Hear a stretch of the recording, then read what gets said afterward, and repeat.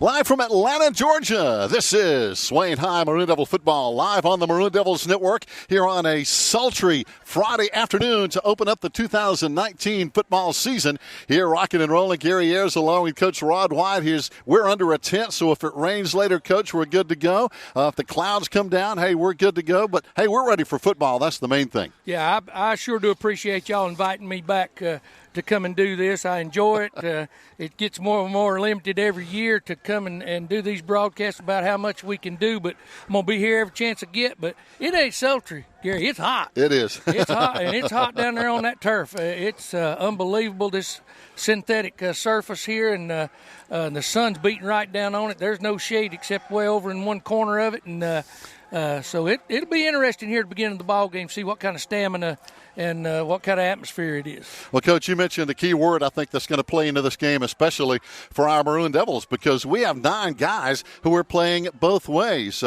Damian Lossey, of course, is our quarterback. He's only going to play on offense for the time being. And we've got Donovan Groenwald, who's going to be playing a corner on defense. Everybody else is going to be playing both sides of the ball, and that's going to be Stamina City. Yeah, it's very common this time of year. You know, Coach Blankenship and his coaching staff still go by the same philosophy that we pretty much always have here. We're going to try to play the best 11 football players, and if you've got 9 of them out there and you can give a couple of them a break that are special teams players or especially your quarterback, then that's always a plus, because, you know, if you're in a quarterback situation where you think he's the best one on the field, then you're just always one play away from him not being there anymore. So that's always a factor if you can do it. Of course, the more backups you can have to come in and play just a few downs on a series and do it not wholesale, but 1 or 2, 3 individuals at a time, then it's going to make you better. It really is. And Coach, talking about better, I think we're going to be better as a football team. And one of the reasons I say that, without having played it down, obviously, is we have a lot of seniors who are returning starters. And you know, as a coach, when you have that experience, when you have a guy who's a year bigger, a year stronger, a year wiser, we hope in so many ways, that's going to make your football team better, because it seems all the really good football teams are teams that have really good senior leadership. Always. And even beside the leadership, there's a learning curve to anything you do in football or working on a car. You've got to learn as you go, and a lot of these seniors have seen enough reps, have been in enough football games that when the kickoff starts, they're not big-eyed, they're not intimidated, they're out there trying to win the football game. And I can't say that when you're a sophomore. When you're a sophomore, we talked about this before over the years, it's about survival. You know, you're out there, you may not even know what the score is. You're just trying to survive and not let your team down. By the time you're a senior, you're trying to put some work in. I mean, you know what you're supposed to be doing. You may not get it done every time, but you're going to make an attempt to do it. Oh, no question. And talking about being down here in Atlanta, Georgia, we're familiar with this too. As you know, we've played Hapeville, Georgia, home and away just a couple of years ago. We ventured down here and played. Matter of fact, that was our opening game that season. Then they came and returned the favor up to Swain County High School when they came to the mountains. So a lot of these guys, they kind of know. They know the humidity. They know the atmosphere. They know down here that the football is different than what we normally see in the mountains. They look over there and they see this team from Life Christian Academy, and they see a lot of size and a lot of athleticism and a lot of speed. We saw the same thing from a Hapeville team. Now the question is this team going to be as good as Hapeville? Because they had an outstanding team, and that's something we don't know because we haven't really seen any film.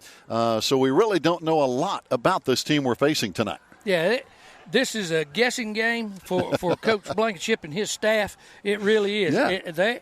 The unknowns will make themselves known as it goes. But when you first go out there, this is one of the ball games where I would try everywhere in the world to be on defense first, that type thing, and just playing strategy with them until you can kind of get a feel for what kind of football they're going to play. And, I've always said that one of the hardest parts of coaching or being a head coach is trying to get a schedule together. So anybody you can find like this that will play you. And from what I understand, this academy here has chosen to play a lot of Smoky Mountain Conference schools this year, 3 of them. Yeah, so my hat's off to them for throwing their hat in the ring to get to play some of these games. It's good you mentioned that, Coach, because Life Christian Academy football schedule for this season is a tough one. They're opening up with us. Next week, they host Robbinsville right here. We know how good Robbinsville is. The week after that, they go to Mountain Heritage up in Burnsville. We know what kind of football they play. That'll be a culture shock. No question about it. Then they're going to be playing at Georgia Forest Christian High School. That's in Sugar Hill, Georgia. And then the week after that, they go to Murphy. So they're playing, in my mind, the top 3 teams in the Smoky Mountain Conference with Swain, Robbinsville, and Murphy. Yeah, and then throw Mountain Heritage in there. See, that's what I'm saying. My hat's off to whoever put this schedule together for them. They're trying to fill a schedule too, and they're playing all the academies they have to play in their league. But they realize that up there we're looking for ball games, and when they understand that Smoky Mountain Conference has a hard time scheduling games, number one because of our reputation, number two because all these other conferences have so many more schools in them. Right. And so they just don't have many places to put you in their schedule. So this is this would be a great step forward for this academy. Oh, no question. I just want to bring that up a little bit and somewhat defend Coach Neil Blankenship. I've heard people complain, oh, man, why did you schedule this team? Well, the big reason is Tuscola dropped us, and they dropped us late in the season. Matter of fact, I think it was this almost this summer. Yeah. So just trying to get a game to make his team better at the last minute is really, really hard to do. So, that's a tough thing, I challenge anybody that feels that way to pick up the phone the day after the last football game you play and try to schedule a game with Swain, get anybody to play Swain County High School. That's why back in the days I was coaching, we played at Goldsboro, North Carolina. Why? We signed a contract with them the day before we started practice that season. We didn't have a game to open up the season with. Morristown West. Right. Of all, why in the world would you play a defending 5A state champion from the state of Tennessee? They were the only people I could find. Now, what are you going to do? Have another open date? 2 open dates in a row? No, you can't have that when the football season's going on. So you take what you can get in the Smoky Mountain Conference. Right. That's all you can do. And there are 2 reasons. Number one, as I mentioned a minute ago, Coach, and see if you agree, you want to try to make your football team better. You don't want to be a week behind everybody else by not having a game to start your season. And number 2, hey, hopefully you can get a return game to help yourself financially with a home game and recoup some money on that gate. Yeah. So to me, those are 2 big reasons. Yeah, exactly. And over the years, most contracts that we signed were 2-year contracts, home and away, home and away. And then there would be sometimes somebody say, hey, Coach, they're going to realign our conference next year. We're going to do a 1-year deal. And then we'd argue about which home place we were going to play, or we would split the gate, which made a heck of a lot of sense. Yeah. So it was according to where we thought most people would come. But I'll tell you, anybody that feels like, why are you playing all these crazy teams far away? Pick up the phone and try to schedule a football game. Trust me, it's not as easy as it sounds. Absolutely, and that's why I wanted to bring that up because a lot of people I don't think understand how really tough it is to schedule. So, hey, that's why we're playing down here in Atlanta, Georgia on a Friday night. Fans, stay tuned. We've got a lot more to talk about here on the pregame show, and we love talking football, as you know, and we'll be back to talk more right here on the Maroon Devils Network.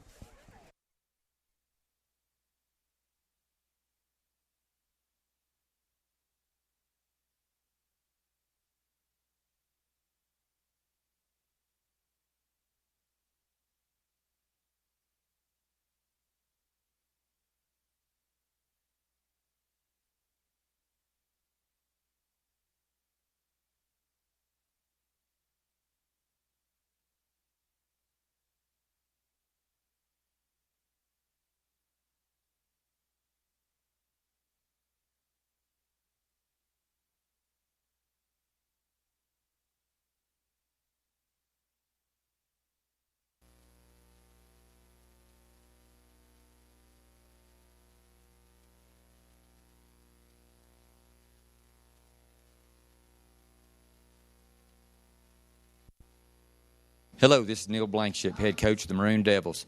Join us all season long on the Maroon Devil Network.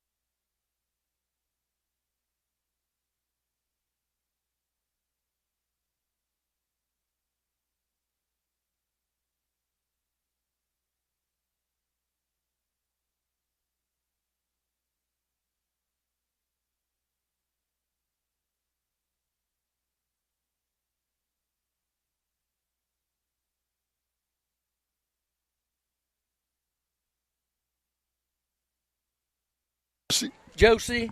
Fans, welcome back live here from Atlanta, Georgia. Gary is along with Coach Rod White as we're getting ready for kickoff coming up at about 7:30. Both teams starting to wind down some of their pregame warm-ups here as they head back, no, really not to any locker rooms, but basically just kind of outside to a corner of the field. This is a little different scenario. We're playing on a public field, even though we're playing a charter school. This is not their field, so to speak. They actually have to pay to use this field here tonight. But before we get to that, we want to listen to what Coach Neil Blankenship had to say about this week's game as he had a chance to sit down and talk football with a brand new addition to our Maroon Devils network, and that's Taylor Holt.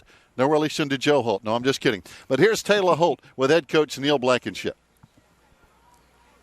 Hey everyone, I'm Taylor Holt with the Maroon Devils Network, and I'm here with the head coach, Neil Blankenship. And I guess the question on everybody's mind is, are we ready for this game? Well, we've had a good preseason. We had a good preseason in the spring. Our summer went real well. You know, the kids worked real hard, and they're tired right now of the preseason and practicing. We had a scrimmage last week that was a real good test with Mountain Heritage, and now we're going into the first week with this game. And, you know, we've got a lot of kids that are ready to play, and the biggest problem right now is we really don't know what we're going into because we don't know a lot about this team. Okay, so we have a couple returning players to the team. So what are you looking for out of the team this year? Well, we return about 7 starters on offense and 6 on defense. So we do return quite a few players, and with that you gain a lot of experience. So we're hoping those kids continue to improve and have learned from last year's mistakes and things that they've done last year and continue to gain and get that way. So that is quite a few starters back, so that puts us wanting us to be a better football team than we were last year. And so far this year in the summer and the spring and then going into the fall, those return players have stepped up and have looked a whole lot better. So we're expecting big things out of them. And it gives you experience on Friday night where you got some youngsters in some positions, but the more returning players you have, the better off we're going to be. So we're excited about those returning players and just hope they come out ready to play. Okay, Coach, so I know you said that you didn't really know a whole lot about the opposing team, but do you expect anything out of them? Well, I tell you right now, we know we're playing on a turf field. I don't even know if it has visitor bleachers. We've kind of looked on Google Earth. It's been hard to kind of communicate with this bunch and do that. We haven't got a roster yet from them. The film we've gotten was from last year's team, so we haven't got to see what they've got this year. I know that he said he was returning 15 players. At what positions, I don't know. Last year they were I-back team with some gun. That's what we're preparing for. That's what we hope they're going to be in this time. So this is definitely a game where you really don't know what you're getting into until you get down there and get started. So that will be interesting, and that'll be a big test for our guys and finding out, what we're going to face from the get-go and, and just going down there and having to play and get ready because basically this week we've just worked on us and not a whole lot about them because we haven't known a lot about them. So we'll see. It ought to be fun. Okay, well, thank you, Coach, and good luck this Friday. Thank you. Hey, fans, you can catch us all season long on the Maroon Devils Network. This has been Taylor Holt. Take it away, Gary. I tell you, this girl has talent. She's going to be fun to work with this year, Coach. Taylor Holt doing a good job talking with Coach Neil Blankenship. And Coach Blankenship told it like it was. We don't know a lot about this football team. Now, if you go to it's not even their website, because on their website they had absolutely nothing about their football team. We're talking about our opponent tonight, Life Christian Academy. They're the Hawks, actually, from Atlanta, Georgia. But if you go to Georgia's edition of Max Preps, and I know in North Carolina Max Preps does a pretty good job with things for the most part. In Georgia, they had them with a record of 8-2. Now, the Asheville Citizen this week had this team with a record of 3-3. If you go to Max Preps Georgia, they were a really good team last year, 8-2, averaging 30 points a game, giving up 6.5 points a game. That's a plus of 23 points a game.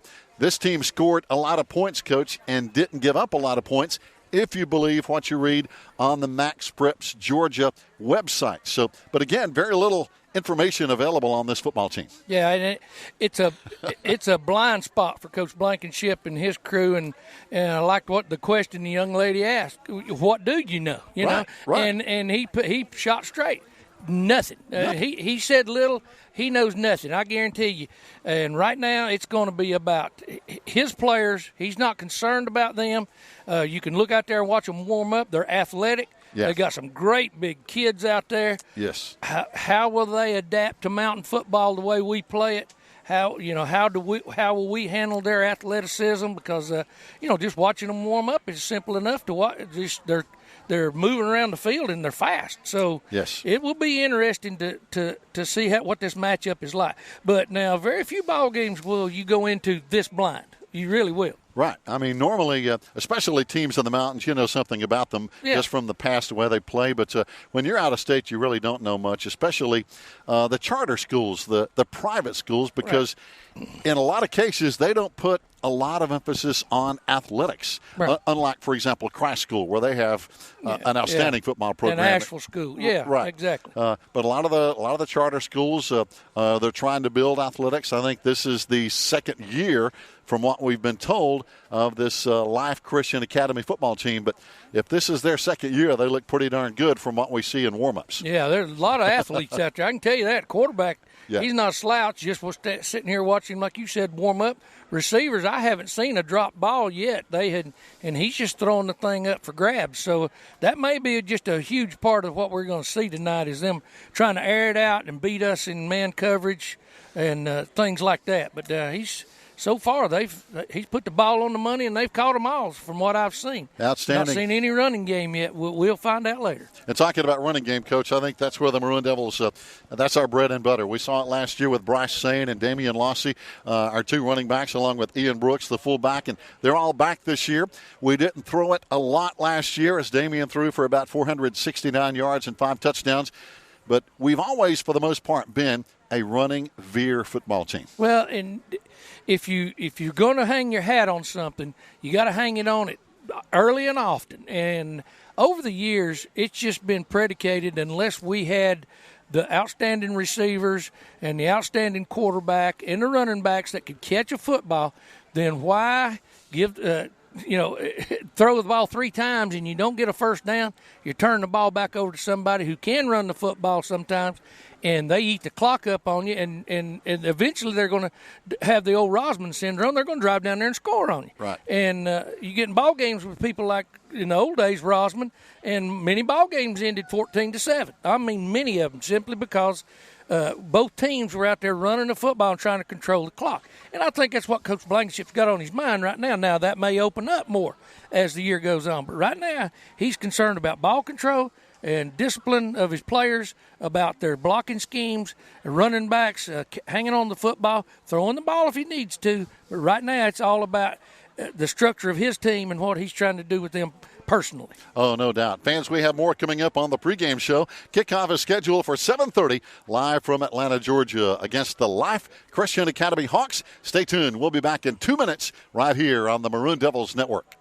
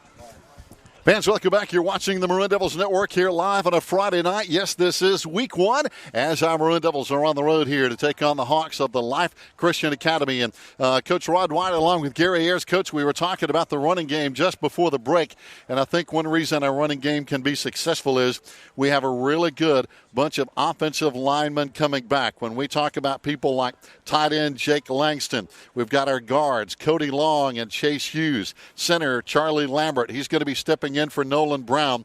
Then, of course, our big tackles, Colby Kirkland and big Nick Millsaps. We really have some good linemen up there that can do the job. Yeah, there's no doubt about that. And it's just how soon they gel back together to become that nucleus, because anybody that knows anything about the game of football, without those offensive linemen, I don't run game or pass game.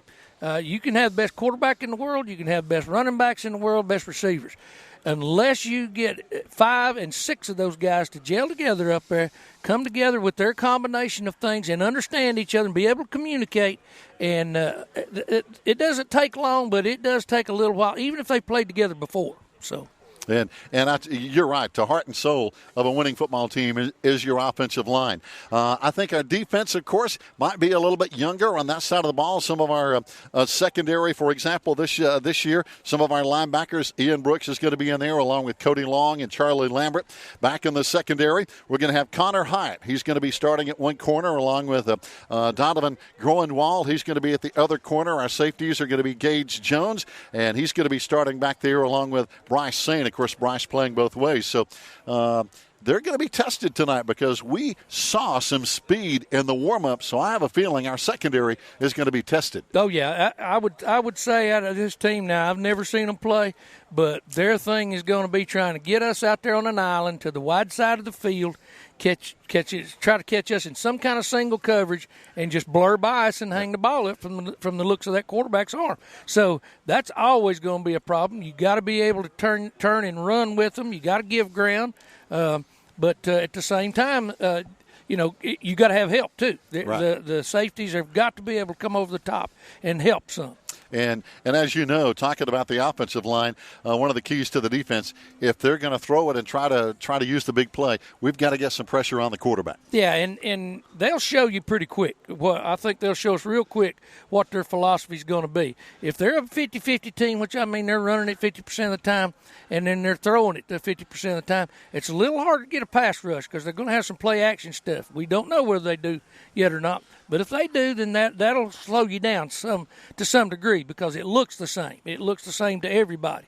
But if they don't, then you can start laying your ears back then, and you can go after them. I was talking to their head coach a little bit before the game and some of the guys up there, and they're really a bunch of good guys to talk to. They're funny. They're out here. Coach, it's like, hey, they're just getting ready to play kind of a backyard game of flag football. Their guys seem like they were loose there. Now, we'll say this. One of their players showed up there a minute ago, and he told the coach he forgot a piece of equipment, and the head coach was in his face big time. So they're serious in that regard. But by the same token, their football team is really loose. They're loose and ready to play. Right. Yeah. And that's probably the atmosphere that the coaches bring to it. You go around different places, and different coaches have different philosophies about how to approach players in games. Right. And I've seen it all. I've seen it so laid back that you wondered how they got anything done.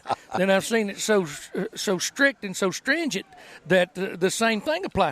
The kids looked like they were scared to death. They couldn't play because they were terrified of doing something wrong.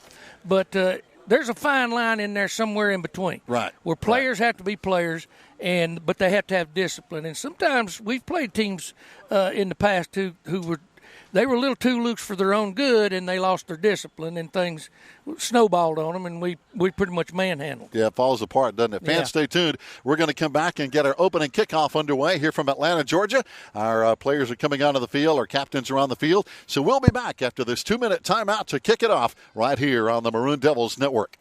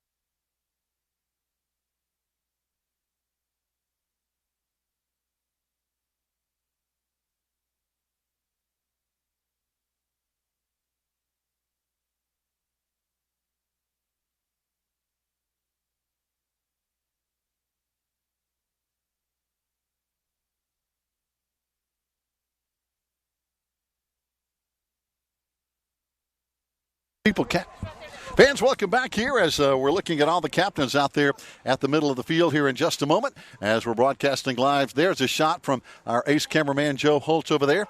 As we see, I believe, looks like 6 captains out there, Coach. So, and these captains, that's a real privilege and an honor to be captain of your football team. Yeah, it is, and it's one of those things. It's not a right, it's a privilege, right. And so. Anytime that you can get that many kids that are involved and considered to be leaders of a football team, and sometimes you can do it from week to week, and sometimes you can do some of them for a year-long span. So it's a great honor to be a captain of a football team. And our captains right now for the opening game is going to be senior Connor Hyatt, number 5. Also number 22, of course, is going to be Bryce Saint, our outstanding running back. Joining them is going to be 33, Ian Brooks. 44 is Thomas Allen. Also, we have 51 out there, Chase Hughes, and 52, Charlie Lambert. Those are our captains here for this very first opening game. Now, if you want to look down the road just a little bit, we play Smoky Mountain at home. That's going to be our home opener next Friday, and that is a big game back in the mountains. A couple of big games tonight. Smoky Mountain playing Robbinsville and Pisgah playing Murphy, 2 of our arch rivals in Robbinsville. Well, 3 of them with Smoky Mountain and Murphy. So, Coach, those are 2 big games back in the mountains tonight. Yeah, it's going to be interesting to see what the outcome some of those are. That Smoky Robbinsville game is going to get real interesting, I have a feeling.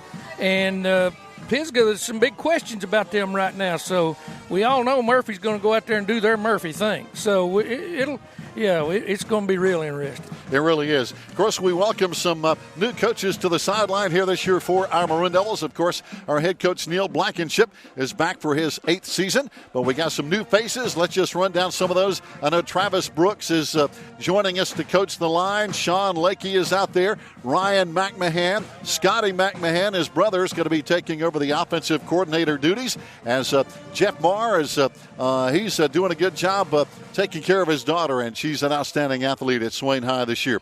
Brock Pursley, of course, has a long line of coaching history. He's the son of former Tuscola coach Tommy Pursley and Eric Stevenson. Then our JV coaches, Jared Turbyfield, Tony Cochran, Colby Hyatt, John Roper, and got a former quarterback, Ray Smith, back coaching as well. Yeah, I saw Ray just a few minutes ago and got to talk to him for just a second. It was good to see all those coaches up there, and I didn't know Ray was with them, and it kind of surprised me when I saw him. Saw him in that maroon, but there wasn't any gold on it. And I said, that's good. That's the maroon you left here with. So you said it right, and I'll tell you what, he finished up a great career at Swain County High School as our quarterback there for a couple of years.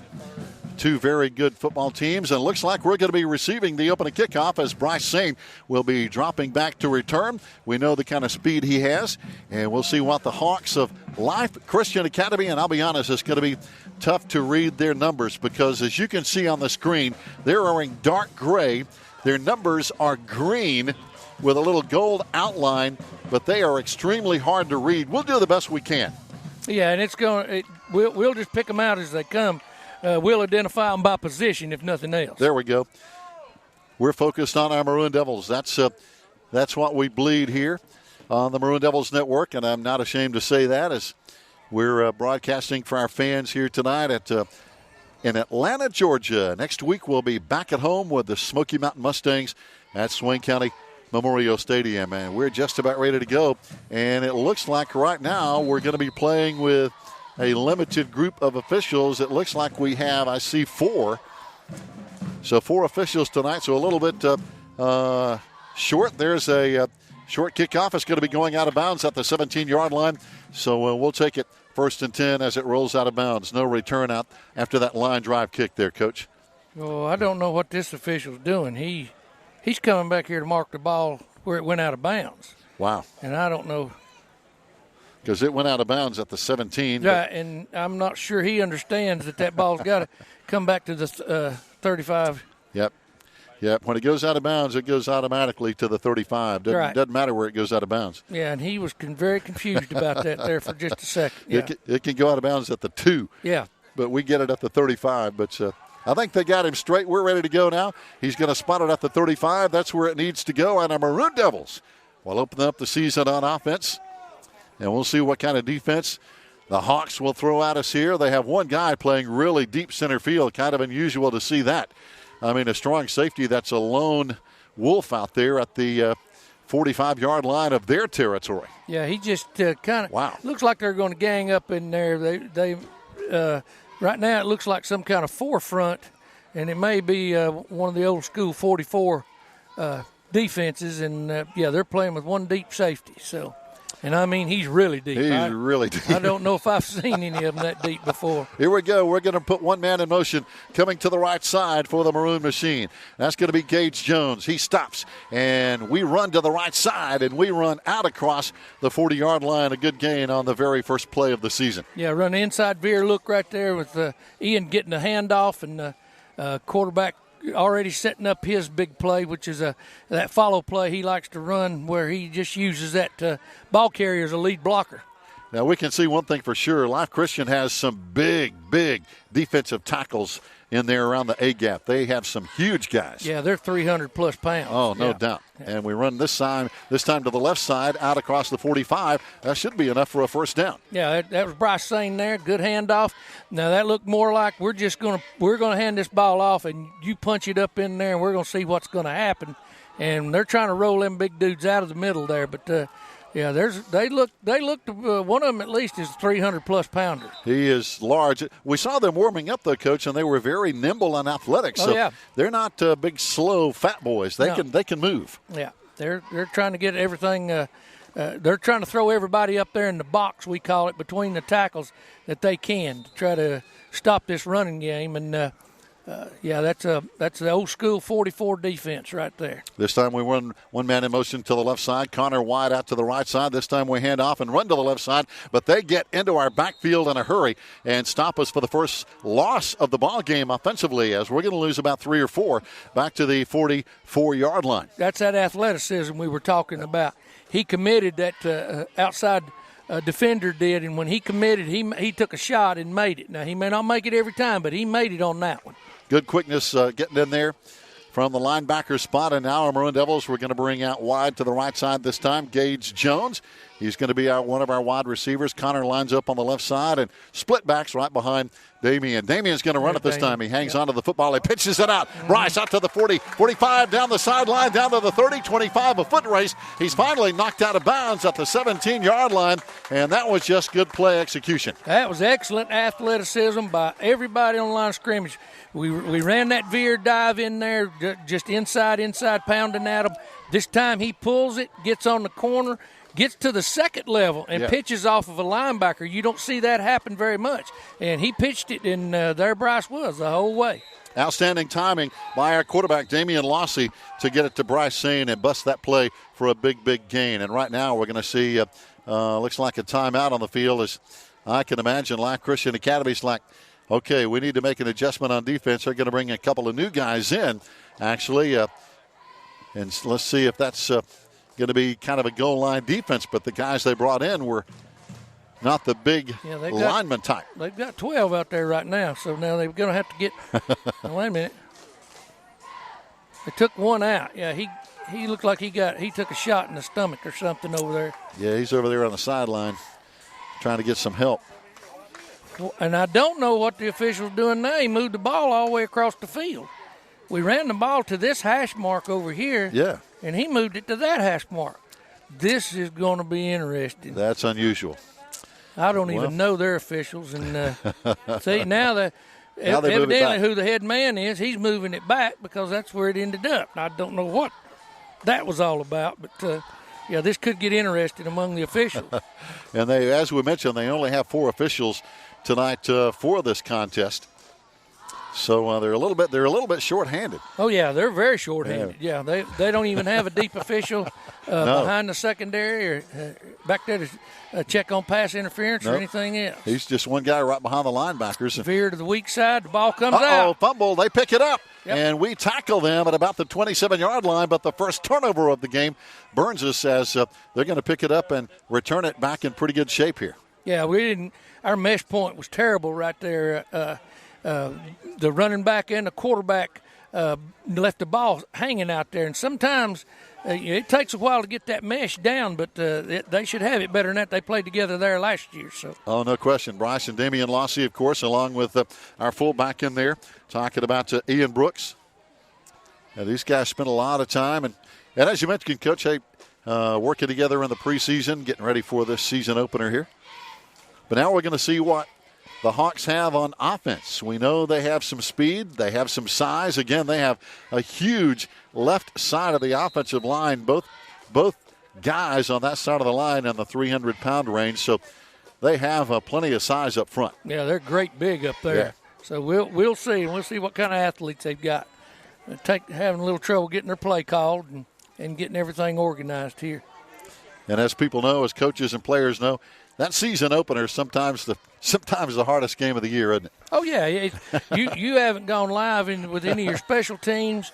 The scoreboard really has. It's been on, but it's not been keeping score. So here we go. I formation. They hand off to the tailback. He breaks a tackle or two. Still going. We knock him down at the 28-yard line. Good tackle coming up over there by the Maroon Devils. Now that looks like number 3, Lucas Brown. He's getting a start back there on the secondary. Yeah, it was. They tried to run a weak side isolation play there, and we stuffed it up pretty good. And he was trying to find a way to break out of there, and his feet were fast. Yeah, he really has quick feet as he made a couple of guys miss over there. As now Lucas Brown is going to line up over there. Also Bryce Same going to be back there in the secondary. As you mentioned, Connor Hyatt back there. He's right now one of the guys on that other side. And here we go.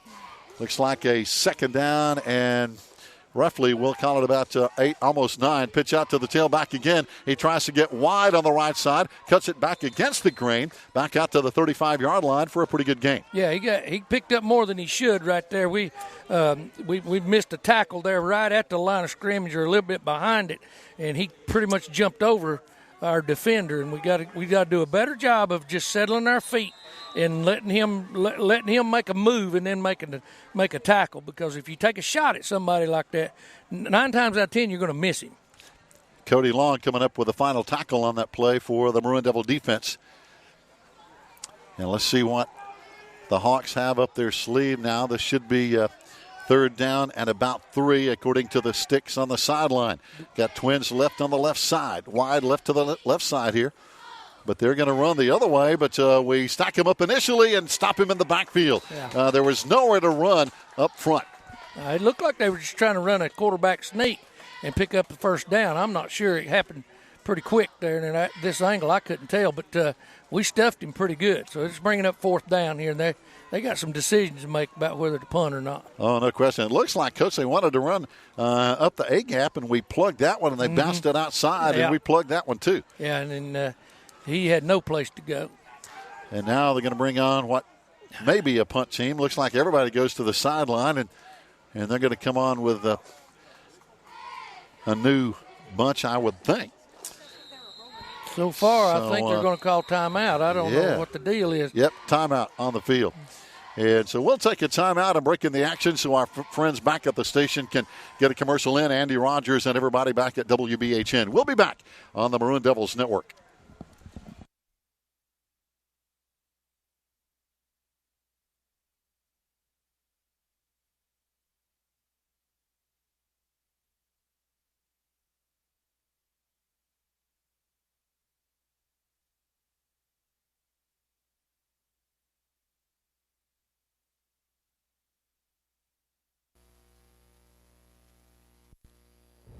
I'm Taylor Holt with the Maroon Devils Network. Thank you for watching. Please like and subscribe. And if you enjoy our videos, please hit the notification bell down below so you can get a notification every time that we upload a video.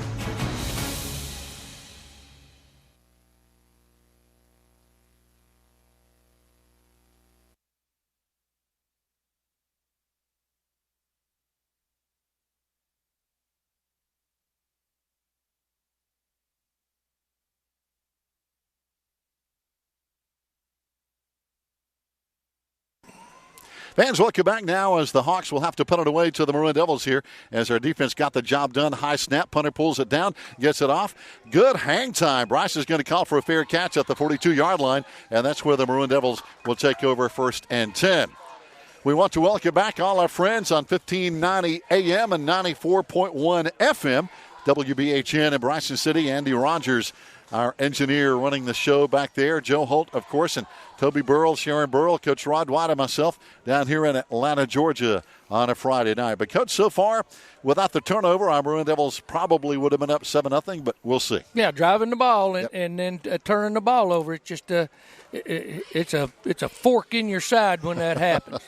This time it's going to be Langston flipping to the left side, lining him over there, tight end, strong left. And this time Damian Lossy stacked up at the line of scrimmage. He spins and breaks out of a tackle or two, but then is wrapped up for maybe a yard loss at the 39-yard line. Yeah, couldn't find a place to go with it there. Pulled the ball this time.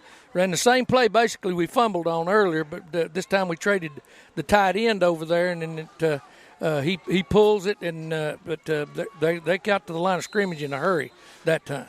One thing about it, there's no questioning their athleticism and their size. Oh yeah, they're big and they can run. Yes. That's just going to be a matter of can we wear them down with our offense and stick them with our defense to where they can't play with us. There you go. Here's a toss to Bryce. Bryce running around the right side, breaks a tackle, but is finally knocked down at the 42-yard line, picked up about 3, and still going to bring up third down, and still about 8 to go for our Maroon Devils here with 5.5 minutes to play in the first quarter and no score for either team. No, not yet. And if we can get this first down right here, I think we'll be able to drive that ball down the field and make something happen.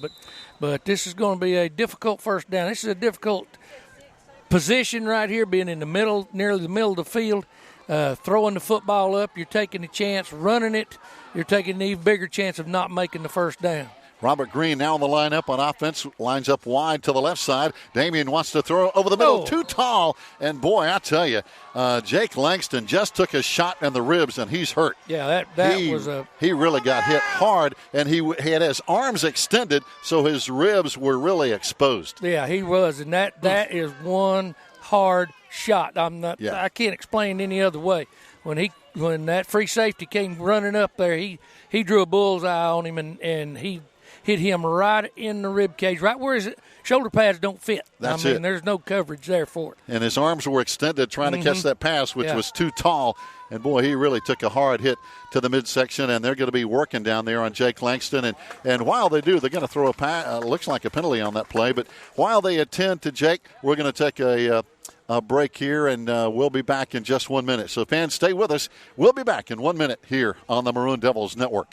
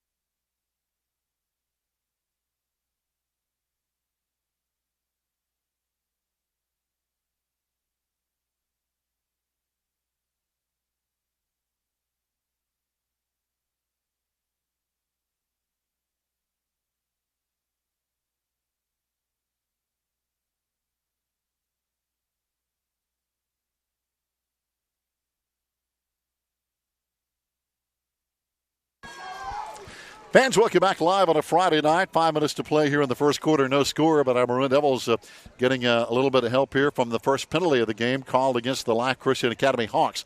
They're saying that was a bad hit over there on Jake Langston. Jake was extended, really took a hard shot to the ribs. Personally, I don't think it was illegal or dirty, anything like that, but boy, it was a tough shot. Yeah, that free safety was coming downhill immediately as soon as he saw the ball in the air, and he leveled Jake. He really did. Here we come out of the split back veer. Damian turns and hands off. Here's a run to the right side. This time it's going to be the fullback and Ian Brooks getting some good yardage down inside the 20-yard line. Yeah, ran an outside veer look that time. We hadn't shown them that, and they weren't real sure how to handle that. That just leaves one defender out there to try to defend the dive and the quarterback, and they couldn't tackle him till he got to the third level there in the secondary. This time we're going to bring receivers left and right. We've been doing that just about every set. And then traditionally the split back veer. This time we've got tight end strong on both sides for Damian Lossy on the backfield. This time Damian with the option, cuts it back inside. He has a little bit of room. He gets hit hard as well from the left side, but carries down to near the 12-yard line of Life Christian. Yeah, for another first down. Now, it's just a matter of we hang on to this football and just keep doing what we're doing right here.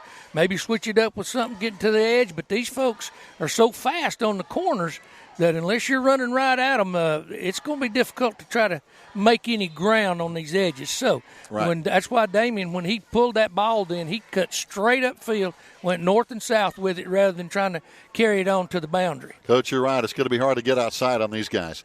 They just have too much speed out there on the corners. This time, same set. Damian Lossy calling the play to his backmates right behind him. This time he's going to keep it again. He cuts back inside again, and he carries this time for a couple of yards down to the 10-yard line, but they stack him up pretty good as, again, they're aggressive on defense. We can see that. Yeah, they're doing a lot of stunting up front now. They're taking their ends, squeezing them down inside into the C gaps to make sure we can't run that veer play. And if Damian had his arms loose right there, he was going to pitch that ball to Bryce. But they wrapped him up, and he couldn't get his arms loose to pitch it because Bryce was standing there waiting on the ball, and it would have been a different story. Yeah, we can see this. They're tough to run inside between the defensive ends. They have good size and good athleticism inside. This time, going in motion to the left side is going to be Thomas Allen over there, lines up left, and we run kind of right behind him and spin down inside to about the 7-yard line this time. Yeah, they're just every down they're bringing those defensive ends and crashing them down inside to try to stop these veer lanes and just put bodies in the veer lanes. And if we hit it just right, when people start doing that to you, it's a 50-50 shot. It's a gamble they're taking to try to stop those veer lanes. That's a good plan on their part. Right. But now everything else is going to have to take its place because sooner or later, Coach McMahon, he'll figure out exactly what they're doing because here they're going to do it again. You'll see those defensive ends come down inside of the tight end. You see him widen there, but on the snap. We moved. Yeah. We moved too early, so we're going to have to back up 5 just when we had it. 3rd down and 5. Now it's going to bring it up, and it's going to be back us up and be about 3rd and 10. Yeah. We just got too many people moving too early. And they got another timeout now. So they're going to call timeout and talk it over now. 2 minutes, 11 seconds to play here in the first quarter. No score yet. We'll keep it right here on the Maroon Devils Network. And, Coach, good to see a lot of good things happening. Our offensive line seems to be doing a good job up front. But, again, their defensive line so far has been pretty impressive. Yeah, they're very impressive. And to be honest with you, they're doing a great job of coming up and making plays from their linebacker positions in secondary. They're taking those big defensive linemen and just throwing their bodies in there. And veer lanes will kind of disappear, but you got to be patient. They will show themselves eventually, but you got to it changes your blocking scheme just a little bit on who you're going to block and how you're going to block them. Because if those ends are coming down in there so hard every time, then you have to account for that and do something just a little bit different. But right now they're just stuffing it. Right now the only thing that has stopped us is us so far. Right. So right. They've not consistently. So we just need to pick up a first down here or go ahead and score with this one, and that'll make the difference. Right now we're looking at 3rd down and 10. Line of scrimmage is going to be at the 13-yard line. We need to get to the 3 or just inside for a first down. Of course, 13 yards away from the end zone here in the first quarter with now 2:11 to play. No score for either team. Split backs for the Maroon Devils as Damian rolls to the left side. He is hit. He wanted to pitch it, but could not as the guy had him by the right arm, Coach, and he just couldn't get the ball loose to pitch it out to Bryce. Yeah, and the free safety just come burning down to the pitch back, and I think Damian saw that and chose not to pitch it also at the last second because it was going to be a bad collision there, but again by that free safety. He's coming from so deep, he's got a head of steam when he gets there. And, yes. And he's already hit Langston up underneath the ribs, and now he was going to take a shot at Bryce, I believe it was. Yeah, he's coming with a head of steam. Yeah. And boy, he can hit. He's very physical. As we mentioned, coming in now, Thomas Allen has been coming in and playing for Jake Langston after he took that really, hard shot in the rib cage. This time, Damian back to throw, rolling to his right, looking, in trouble. Now cuts it back up against the grain, down to the 5. Down, I believe he's got a first down. Down inside the 3-yard line is Damian Lossy. Yeah, Damian made that work right there. Once he realized his receivers were covered, he kept the ball up as if he was going to throw it. And they weren't sure. And that kept him back there in coverage, so he had a chance to get upfield. So a really good play fake there by Damian Lossy. And you're right, that kind of froze their secondary. It did. It'll keep them in coverage when they don't know where to turn those receivers loose and come on and get you. And as long as he had that ball up, they didn't know where the line of scrimmage was.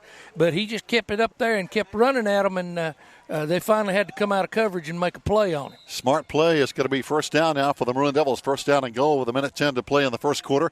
Knocking on the door here. We're looking on the sideline here, and now looks like we're going to have another timeout on the field as well. So we'll take a break, and we'll be right back to see if we can punch it in the end zone here on the Maroon Devils Network.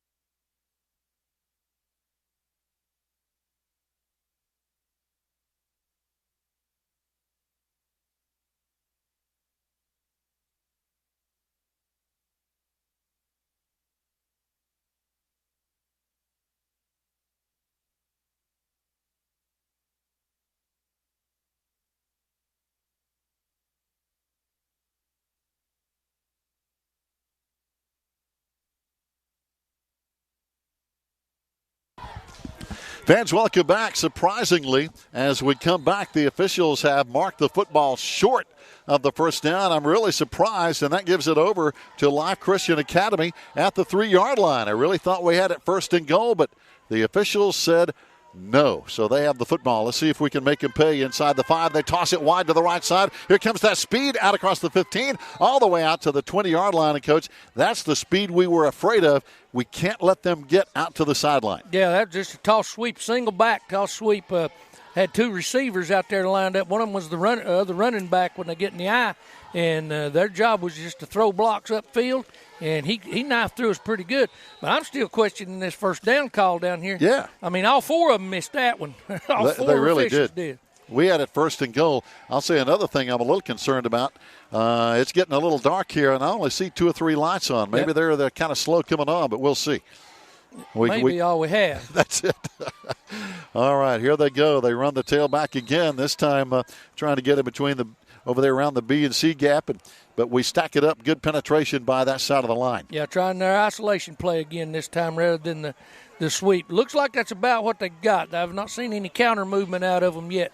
So that may be what we see the most of is just power, eye-type power plays coming downhill right away or the toss sweep.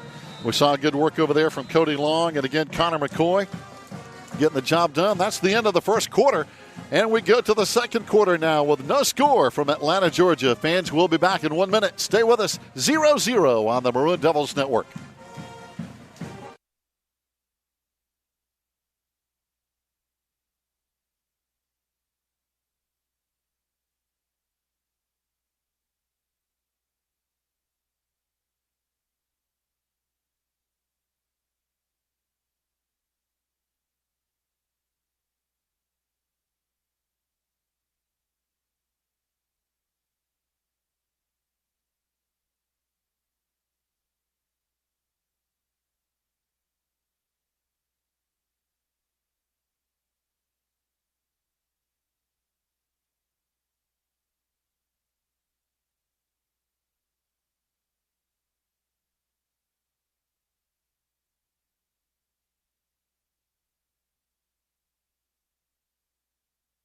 I'm Taylor Holt with the Maroon Devils Network.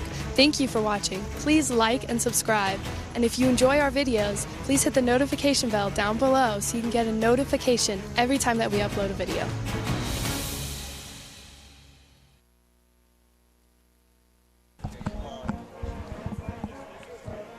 We'll get back live on a Friday night. Gary Ayers, Coach Rod White here opening up in Atlanta, Georgia. Next week, Coach, we come back to the mountains and we get to play at home with the Smoky Mountain Mustangs, and they're playing Robbinsville tonight. We'll see if Robbinsville can beat them up a little bit.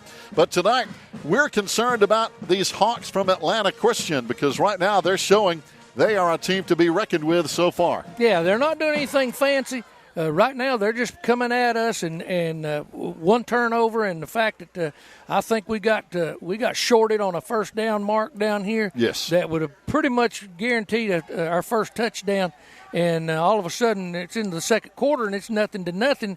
And if you let a group like this hang around with all this athletic ability, sooner or later they're going to bite you. Yeah, they'll break one. They're going to get in the gun right now, and they may try it right here to begin with, making it's 2nd and 10. We'll see whether they're going to run it or throw it here. Wow, this time they have four wide. They run it right up the middle, which is kind of a surprise. There's big Nick Millsaps and others on the tackle. What it was is that's their isolation play out of the gun. It's the same play they've been running with the quarterback up underneath and the fullback behind him. This time the fullback was to his right. He was the lead blocker up in that seam. Linebackers met it right there and closed it down. So a good job by the defense now as we're looking at 3rd down, and the Hawks need about 8 yards to go here. As we're actually playing in, this is kind of a recreation park field, but it's a nice field. AstroTurf, got a track around it. It's a beautiful facility. It really is. Nice field. Got soccer stuff here. If they want to play soccer, the field is marked off. But here we go. 3rd down and 8 now. Gun again. Yep, same formation. Our Maroon Devils now with the 5 men up front, bringing a linebacker back to throw. The quarterback down the left sideline. They got a step on us, and they overthrow him.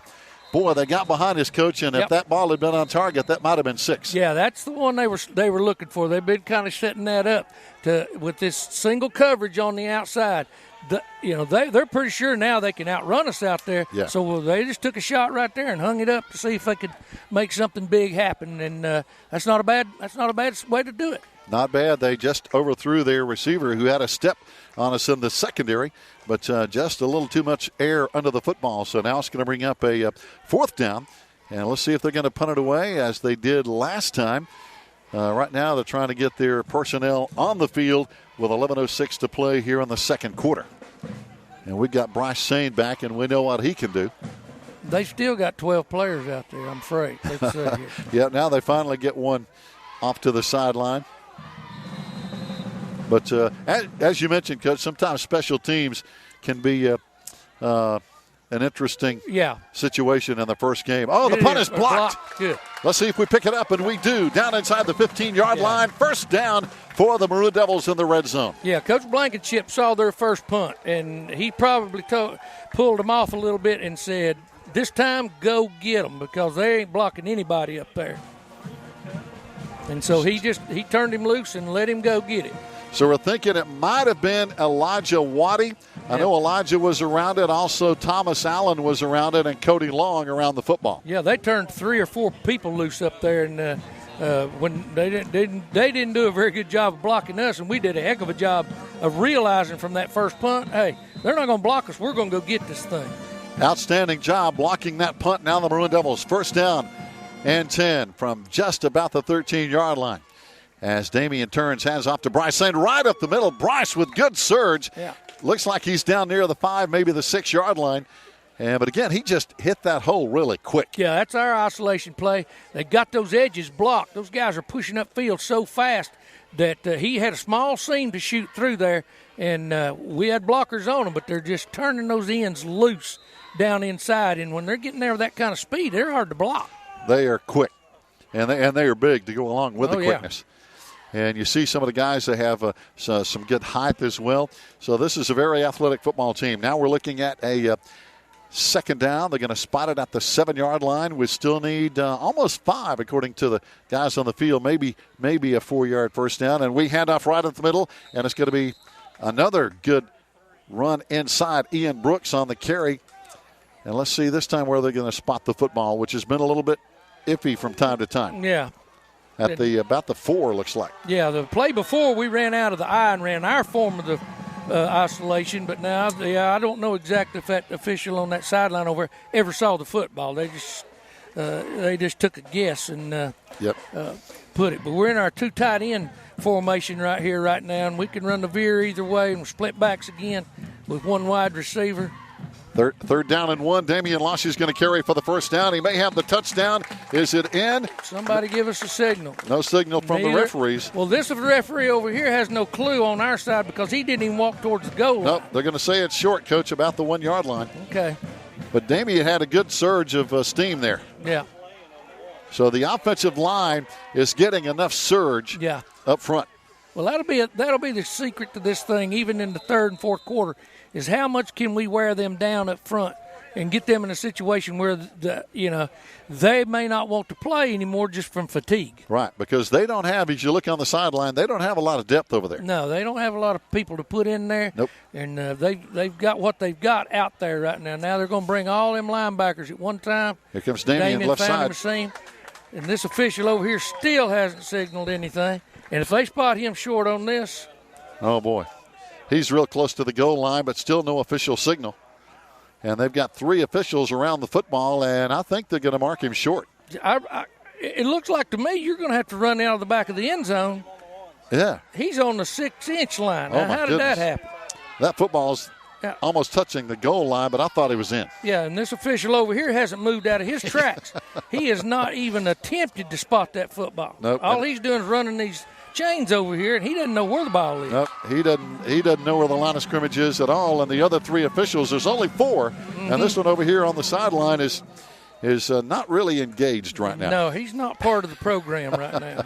I think we're going to see Damian again, and he does run to the right side, and that should be into the end zone. Somebody put some there hands he is. up. We finally got some hands up on that play. Yeah. Touchdown, Maroon Devils. Thank goodness. And with 8:19 to play here in the second quarter, we knock it in the end zone. We have a little bit of lighting here, but I have a feeling before this game is over, we're not going to have a whole lot of lights to play under. Yeah, right now I'm only seeing 4 lights, and only 2 of them pointed at the field. Right. Here, so not a whole lot of lights here. No. Right now we can play, but once darkness falls, I'm not sure. I'm not sure how this is going to play out. Yeah, this is going to get interesting. I don't know if the lights don't work or if they're just not turned on or what. Here's the point after. It's going to be up, and it didn't look too good, but did it get across the crossbar? No, it didn't. So the point after touchdown, no good, and we're going to go to a timeout with a score. Swain County 6, Live Christian Academy 0. We'll be back on the Maroon Devils Network.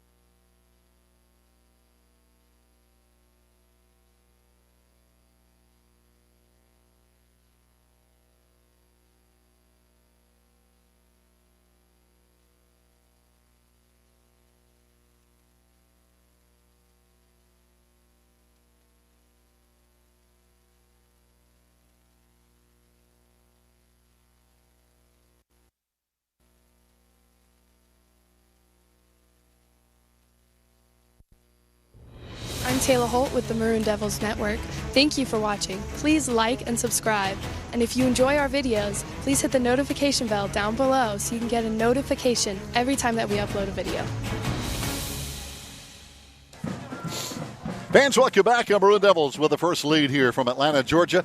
And literally, it's getting dusky dark. And I'm talking about on the playing field for lack of lighting. So that's going to be a factor possibly before this game is over, Coach. Yeah, there's 50 lights up there, but there's only 4 of them on. If there's 2 of them on this side, but there's 8 of them. That means 2, 4, 6, 8. Yeah. There's not a whole lot of lights out there for these guys to play under, as now we're getting ready to kick off. And it looks like getting ready to kick off is going to be, it looks like Aiden Pond out there, number 11. He's going to be our guy with he's got those cool orange cleats on. Kickers like those cool shoes. So he's getting it done out there, ready to kick off for the Maroon Devils. Yeah, kickers like their shoes. They do. Yeah. So now let's see what we can do here. As as they're going to be returning for the first time tonight. We returned the opening kickoff. Yeah, and, we've got an official down there talking to a maintenance guy or a coach or somebody about the lights right now down in the far corner of the end zone. And they're looking up at the lights. Yeah, and he may be the one controlling the clock because I haven't seen a clock keeper. So he's probably the clock keeper. And also he's on a cell phone. Looks like he may be talking to somebody about getting the lights on. It looks like they've turned them on, but most of them just aren't working. Because there's 2 on one pole, 2 on another pole. There's 2 or 3 on the side we can't really see, but not enough light to really play football on. I mean, we can play, but yeah, not for long. Not for long. Yeah, because it's right now just about 10 minutes after 8 o'clock, and hey, the days aren't as long as they used to be. No, they'll figure something out right here in a minute. He's coming back now, and we'll see if he's got a plan of action here. They could go ahead and start play now, and maybe they'll send somebody to get these lights on. But this guy seems to be the head official. He's coming over here to talk with head coach Neil Blankenship about the situation here. He's the head of a 4-official crew. And and I don't know if that's by choice or chance because he's wearing that black hat. So I think they're missing probably the head man and one more, and they're putting together a crew the best they can. That's with it. These 4. So they've actually got what almost looks like a deputy sheriff down there on the sideline, on our sideline, and he's one of ours. Oh, he's one of ours. Yeah, okay, yes, that's good to know. Right. Here we go. They return it from the 17-yard line, back out across the 20. Here they come out to the 25-yard line, and finally knocked down. Ball is loose at the 27-yard line. Did we get it in bounds? We got it, but was it in bounds? They have not signaled yet. Now, that looks like Thomas Allen with the recovery. But my question, Coach, is did he recover it in bounds? They're going to say, yes, it's our ball. Yes. Our ball. Yes, he did get it. Okay, very good. Yeah, I was questioning that, but that one official, evidently, he saw it because he was on the sidelines walking right towards it. And so when I say walking, he was literally walking. Big turnover at the 26-yard line. And a good hit there because they had a good return on to the Maroon Devil side of the field, which is the wide side on the return, but he just took a hard hit. Yeah, I think he looked like he was trying to get more out of it than what he was going to be able to get, and he was trying to make some kind of move, and he stuck that ball out, and we knocked it loose. So now we take over at the 26-yard line, first down and 10, 8 minutes to play here in the second quarter. They're showing blitz. This time Damian turns and runs away from the blitz, pops it outside to Bryce. He's got a lot of room on the right side. He's in, touchdown. And this time Damian Lossy saw that blitz coming from the left side. Yep. He goes to the other side, wide open. We haven't run that play in a long time. That's a counter lead option where they face him out one way and the backs, meanwhile, are headed the other way. And it sets the timing up great. Damian spins then, comes right down the line of scrimmage, and the flow is coming the way he initially faces out. Both backs step that way initially, and then they take off. And the back to the side of the play, he's a lead blocker, and he's out there looking for who's got pitch. And that's a great play. That's a great football play because now whoever's got pitch, he could take him. And by the time Damian made it to second level where the linebackers were, he knew. I've got this one. And he pitched it away. The free safety coming to the pitch got blocked. Yep, that's it. There was nobody else left over there because the blitz came in on the left side, and we ran away from it. Here comes Damian trying to throw in the end zone. He throws it away, and it's going to be incomplete on the 2-point conversion. But we still lead 12-0, and we'll keep it right here as we'll get ready to kick it back to the Life Christian Academy Hawks. But, Coach, that was a well-designed play. Again, a lot of running room on the wide side of the field as their blitz came on the short side. Yeah, that is 100% a timing play. And your quarterback, he's blind when he first spins around, but when he turns back around, everything you're blocking down, you've got everybody blocked down, the flow's going away. Then when he comes back and those backs come back, if the line of scrimmage is clear, you're going to have a great play. And that's exactly what happened. We got that free safety flowing out of the middle of the field because he's been running so hard downhill to get to that option pitch. And by the time he corrected and redirected, he got blocked by the lead blocker. Outstanding play. Talking about that safety. I know he had a hard hit on Jake Langston, but Jake Langston has been able to return, and his ribs are going to be sore for a few days, but he's back in playing action. And that's good to see. We don't want to get guys hurt anytime, but especially this early in the season. That's right. And a shot like that could end a part of his season anyway, but I'm sure they'll get back and do some x-rays. But right now, if he's breathing okay and he feels like going, it knocked the air out of him. Oh, yeah. You know that 100%. Now it's just a matter of just how bad it is. Yep, he's got his helmet on, his pads on, he's ready to go.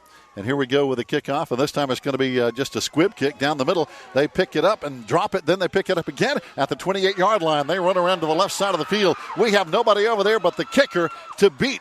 But now finally we get good coverage over there on the far side of the field. Charlie Lambert kind of came out of nowhere and knocked him out of bounds. But after that, it was only the kicker to beat. That's that athleticism there. That should have never happened.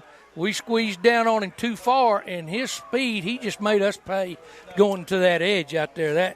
That we can't allow that to happen much at all, because now they've got the ball down in great field position, and you got to stop that kind of thing. You got to nip it in the bud. Oh, no doubt. We were all converging down here on our side of the field trying to corner him, and we had so many guys, and he ran all the way across the field down to their sideline and almost broke that one. And I'll tell you what, guys, this is getting a little darker out here. Yeah.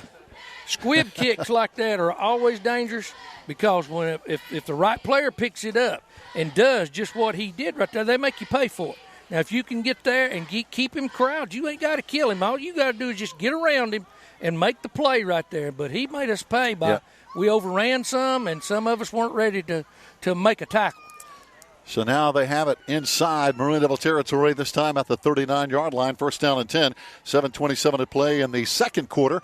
We lead 12-0 as it's getting dusky here. I can't remember playing a football game in dusky dark, but that's what we're playing in tonight.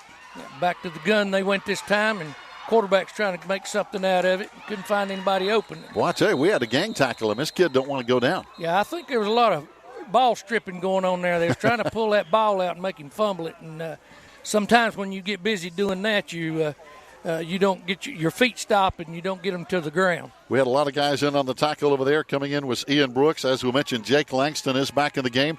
His ribs are playing a little better now. Thomas Allen helping out on the tackle, and Cody Long. Bunch of guys came up for a gang tackle. Yeah, they were all there, and he kind of anticipated it. He doesn't look like he's going to be a threat to run it much, but he had some success with that one. Second down now. They're going to need about 2.5 yards as they have it at the 31-yard line. They've got to get inside the 29 for a first. This time they run one wide to the left side. They've had a lot of different formations here tonight. Oh, yeah. Going out of the gun again. Yep, three wide. Yeah. Put twins into the boundary over here. Here we come with the blitz. Trying to get that one-on-one hookup over there again. And they throw it short. Yeah. Had a comeback route going there to run us off and then come back and get the ball for the first down, and he missed it. Yeah, we had some pretty good pressure coming in there because their back, who picked up our linebacker, really got hit. Yeah, he got hit. He got airlifted a little bit, and he did. I don't think he was ready for that kind of force coming at him when he went up there to block him. He's a small guy, and he got up very slowly after trying to protect his quarterback, and wow, he took a shot. Yeah, right now, if we can stop this drive right here and get the ball back, I don't see them trying to punt it, but at least make them drive the football after they get the first down and not let them big plays. They're going to go out of the standard formation this time with eye backs. Boy, really deep. Now the tailback's really deep. He's this is what they ran the sweep out of on the in the first quarter. He's 8 yards behind the line of scrimmage. The quarterback drops it. He picks it up, turns it out to the right side, but somebody got a hand on him there at the line of scrimmage. Getting a hand on him was Chase Hughes, and he got enough just to trip him up. Yeah, they were going to try to run that sweep to the wide side, and he mishandled the snap. He should be short of the first down. I don't know how much, but check that. It was Cody Long who got the hand on him, but he just hit his foot enough to tangle him up. He's athletic enough too. He come out of that football. He did. That's kind of scary looking because. And how in the world did he get a first down? Never mind. I'm not going to say any more about that. We know because they burned us on one we should have had inside the 5. in the first quarter. Yeah, when the ball touched the ground, he was way short of that line. Yes, he line was. to make. First down, they're going to give it to him at the 29-yard line. Now this time they run out of the same set. They have 3 wide, one coming in motion to the right side to line up twins right. Now they're going to try to probably run that sweep play again to the wide side of the field. There it is. Here comes the linebacker blitzing there's again. The ball. Oh, there's bad toss, and we there get you it. Go. Yep. We get it. They muffed up the toss, and we get on it at the 46, and out there again is 44, Thomas Allen. I think that's his second recovery tonight. Yeah, and they showed their hand. They got in the same formation, and as soon as that ball was snapped, Coach Blankenship was schooling them up out there. Come on to the wide side of the field. All they're trying to do is put that tailback out there on 2/3 of the field and let him run by you, and we just didn't give him a chance. We attacked them. Outstanding coverage over there from the linebackers coming from that side, Coach. They saw that. I think they saw it all the way. Yeah, they did. As soon as he opened up to pitch that ball back, they were running downhill and through alleys immediately. So now here we go. First down and 10. Offense is out there. Their defense is slow getting set up. Our offense getting set up, ready to go here. Damian calls the play, looking down the left side, timing pattern, can't find anybody open. He's going to try to get loose, but they get him in the backfield for a loss. And this is going to be a loss back at the 34-yard line. Yeah, he was trying to hit Connor out here on a stop-and-go route because this guy had been biting up and playing way too close in no man's land. And Coach McMahon has seen that, and he pulled him up short, and then he took off. But we weren't able to get out of the pocket and throw the football. Yeah. They were putting some good heat on us in the backfield. Damian back there again. Now we're looking at a second down at about 13, almost 14. Damian stepping back, maybe checking off at the line of scrimmage now. They have about 9 guys up in the box. Yeah. Handoff right side. We're trying to kept it this time. Yep. Damian, that's his follow play there that he likes to run, and he very seldom does he not get positive yardage out of that because all the defensive linebackers and defensive linemen and linebackers, they've already committed to their what they're going to do, and they're bringing those ends down inside so hard and fast. You're going to have to find ways to turn out on them to keep them out of there, and then run by them with the veer. We're looking at their team, Coach. Again, depth the problem. They have about, best I can count, about 18 or 19 players total. Yeah. On this football team. 11 of them are out there on the field, obviously. Yeah, they brought a defensive lineman in right then. And oh, boy, here they come. They took the ball from us. They took the ball away, and they've got it inside of the 25-yard line. I'm not real sure how they got to that football, but they did. They just stripped it away and took off. It never hit the ground. No. Because, and again, I tell you what, it's about 8:21 on a Friday night. And I've never seen a football game played in this much darkness. Yeah, I haven't either. Never. It's we've practiced into this darkness. Now, I'll go ahead and admit that now. I'm not in it anymore. But, yeah, we've practiced to this dark and darker. So. And darker. Yeah. But this lighting is unbelievable. I mean, and the lack thereof. There is none. Yes, the lack thereof is the key. That is the whole problem. Is now they have the football, and they're going to spot it at the 25-yard line in Maroon Devil territory with 4 minutes to play in the second quarter. We have a 12-0 lead, but yeah, I don't.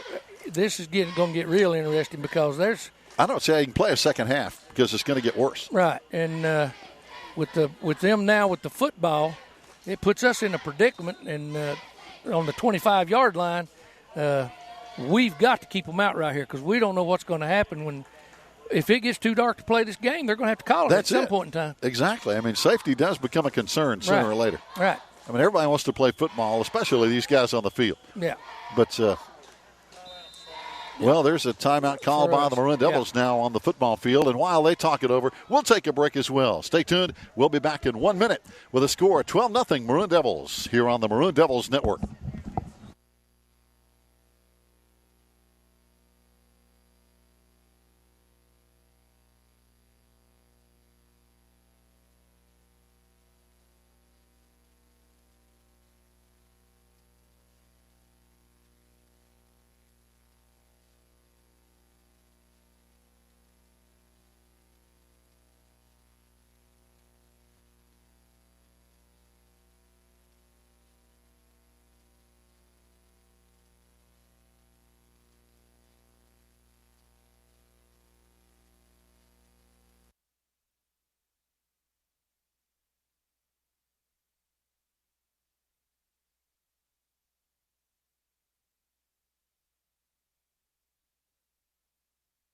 Maroon Devils. Join us all season long on the Maroon Devil Network. I'm Taylor Holt with the Maroon Devils Network. Thank you for watching. Please like and subscribe. And if you enjoy our videos, please hit the notification bell down below so you can get a notification every time that we upload a video.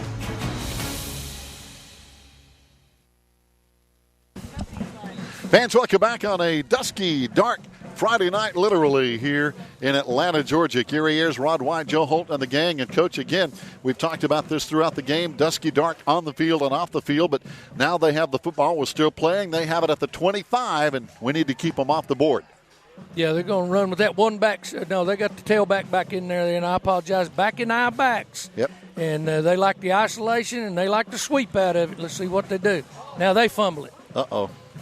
Loose football. Let's see who gets it. We've got the football. I don't know if they're going to give it to us or not, but that's always a question. And the officials, no, they're not going to give it to us. The head referee out there right now didn't call it our way. I never mind.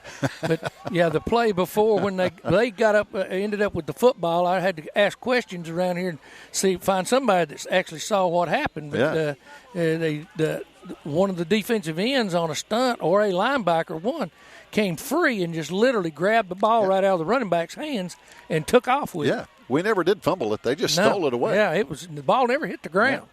Yeah. Just a good play by the defense. Yeah, and so they're back in eye backs again, same set. 3:10 to go, 2nd and 10 at the 25-yard line. They toss this it way. Yep. And they're trying to get the numbers out there, and they do. They get it down inside the 15. That should be a first down. Yep, they did a good job then, just outrunning us to the corner.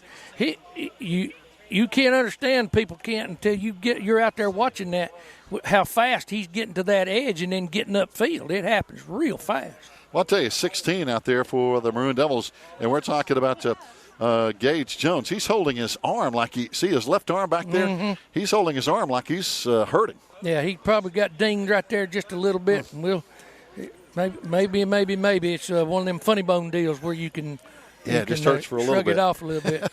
Yeah. Oh, we got a penalty now. They're moving the ball back for some reason. Yeah, I didn't see the call. I didn't see it either. I didn't see a flag anywhere. Of course, right now you can't see a whole lot out there because it's literally almost dark on the field. There's a little bit of light in a couple of spots around midfield. Yeah, and the monitor doesn't do it just. The monitor's got a good lens on it because it's really making it look like it's lit up out there. But I promise you, it's not. It is not a good playing situation because the end zones especially are dusky. Yeah, dusky dark. And if they don't do something by the time halftime gets here or halftime's over, we won't be able to continue this ball game. Yeah, I don't see how they can play the second half under these lighting conditions. No.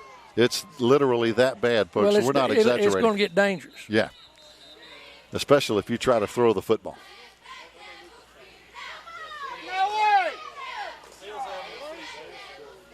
So they're still talking about something on the field, but again, there's only a 4-man officiating crew, and one of those guys is basically standing on the sideline, not really engaged in the game, and I'm just being brutally honest. Right, he's not. He really doesn't know what's going on. No. He moved the chains there and then had to move them back. Yeah, and we really don't know if that was the original line of scrimmage yet, so there again. Yeah, he's almost part of the chain gang, which he shouldn't be, but here we come, blitzing. Yeah. Quarterback looking over the middle, throws way short. And I tell you, it's tough to throw under these conditions. Yeah, I couldn't even see the ball then until it hit the ground in front of the receiver. Yeah, they're giving away some stuff now. Both those backs were standing up when they went to throw the football, and so they're giving away some stuff right now to show you it's a pass game. If they're down in the stance or they're in the eye backs, they're going to run the football. Yeah, 3rd down now, and they're going to need about 16 after that penalty flag that we still don't know what it was about because we didn't see a flag. Nope. But 3rd down and long now for the Hawks of Life Christian Academy here in Atlanta, Georgia. Our Maroon Devils up 12-0 in case you're just tuning in. At the 31-yard line, they have it. They're wearing their dark gray against our white uniforms with maroon helmets. And this time they line up 3 wide receivers, this time split backs beside the quarterback. Yeah, now they'll either run that counter play or going to throw it up to this guy on here on the outside. They throw it to the sideline. It's going to be incomplete. So now they're looking at 4th down. You know they're going to go for it.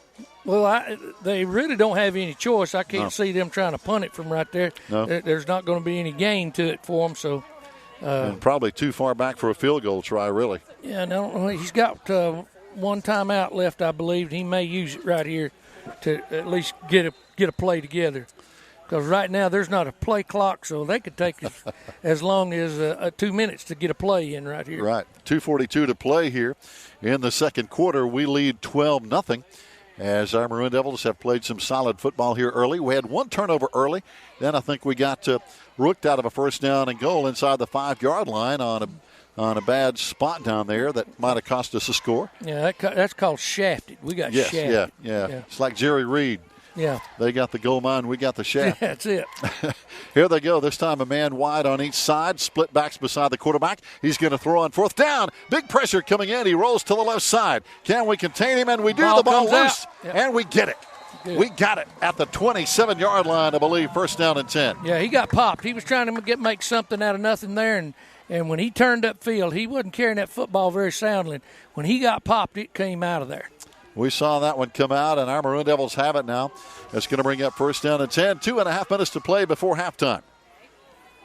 And let's see if we can put another score on the scoreboard before halftime, possibly, as they're going to spot it at the 27, first and 10. Yeah, we got 2 timeouts, so we'll see after a couple of plays. If we can get a couple of chunks right here, then we'll be shooting for the end zone or trying to come up with something to put that ball in the end zone in a hurry. And they're the type of team with their team speed that a little bit of trickery doesn't hurt. To run a reverse, I don't know how much of that. Sometimes you don't get those kind of plays in until 2 or 3 games into the season because you just don't have time to do all that. So, but we'll see here what Coach McMahon has. So now, here comes Damian Lossy. He hangs on to the football. Good running upside as he cuts back inside, Coach, out across the 40-yard line. That's a solid first down run. Yeah, he was one player away from breaking that one. Yeah. And they had overcommitted, and I don't think they could have run him down. They might have been able to run him down from the outside, but it would have been a true, real good foot race to see. I tell you, they're a center fielder out there, for lack of a better term, strong safety. Yeah. I mean, he plays deep, but he's a good football player. Boy, he's excellent, and if he played up closer, he'd be even more dangerous. He would. But I think his job is to make sure nothing gets behind him. He's coming downhill. He's going to this time. But he's 15 yards off the line of scrimmage, and he comes up and makes that tackle. That's on the dive play, on the veer play right there, that time. And, he's just coming, when the ball snapped, he starts downhill and finds the football, and he gets there in a hurry. He does. But he's tackled our dive back, he's tackled the quarterback, and he's tackled the pitch man. So that's got to tell you something. Yeah, and again, he's 15 yards literally off from the line of scrimmage. Yeah. Interesting, but, boy, he gets there in a hurry. Yeah. We run the same set pretty much all night. Split backs, a receiver wide to each side. This time we run to the left side. Another good run for another first down. And there was the free safety again, making the tackle on Bryce. But now we blocked the heck out of that thing up front and knocked them people down the line of scrimmage. Bryce popped it just as smooth and tight as he could. And, of course, there again, the first face he saw was the free safeties, and that guy made the tackle on him. Yeah, he's a player. And right now, our Maroon Devils, though, first down, and we're rolling with 1.5 minutes to play before halftime. And the halftime, it's going to be interesting to see what they decide, because it's getting dark now, folks. Yeah, and no more light than there is. It's going to get dangerous. Yeah. But we'll see what they decide. We'll play with whatever they decide. I think once you start, it's kind of up to the officials, isn't it? Yeah, it is. To a point. Yeah, when it becomes a safety factor, though, somebody's got to. Yeah. Well, that's a great play right there. That's an off-tackle play. And Bryce outside. And then he gets to the sidelines, and there's a flag. Yep. That's going to be 15 more. Yeah. Out of bounds hit. Yeah, but Bryce did a great job of getting all he could get and then getting out of bounds, and then that kid tackles him late, and that tacks it on. So that's putting us down here in scoring position with 1 minute left to play, and we still got 2 timeouts. So inside the red zone now with 59 seconds. So let's see if we can keep it going. Yeah.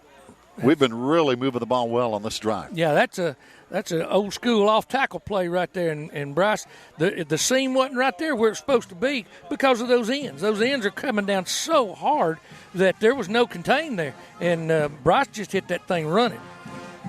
He is quick out of the backfield. Oh yeah, he's got a good. His height is actually an advantage to him because of his base and his weight. And he's got that quick burst. right off the get-go. And they're going to finally spot the football now. Well, they haven't spotted it yet, but it's going to be about the 20-yard line. Now that's about where he tackled him. Yeah. I don't know why he's not didn't add on the penalty. Where's the penalty at, Mr. Boy. Ref? Oh boy, they're not going to give us anything on that. Because he was tackled over there out of bounds at the 20, and then the flag came to in. the track. Yeah. Oh boy. Okay. Here we go, 1st and 10. Oh, man. 59 seconds before halftime. Split backs again for Damian. And the big offensive line. Here comes Damian running over there. And, boy, he was met with a lot of contact as well. Probably call a timeout right here. Let's see. 50 seconds left. Yep, timeout on the field. Yeah.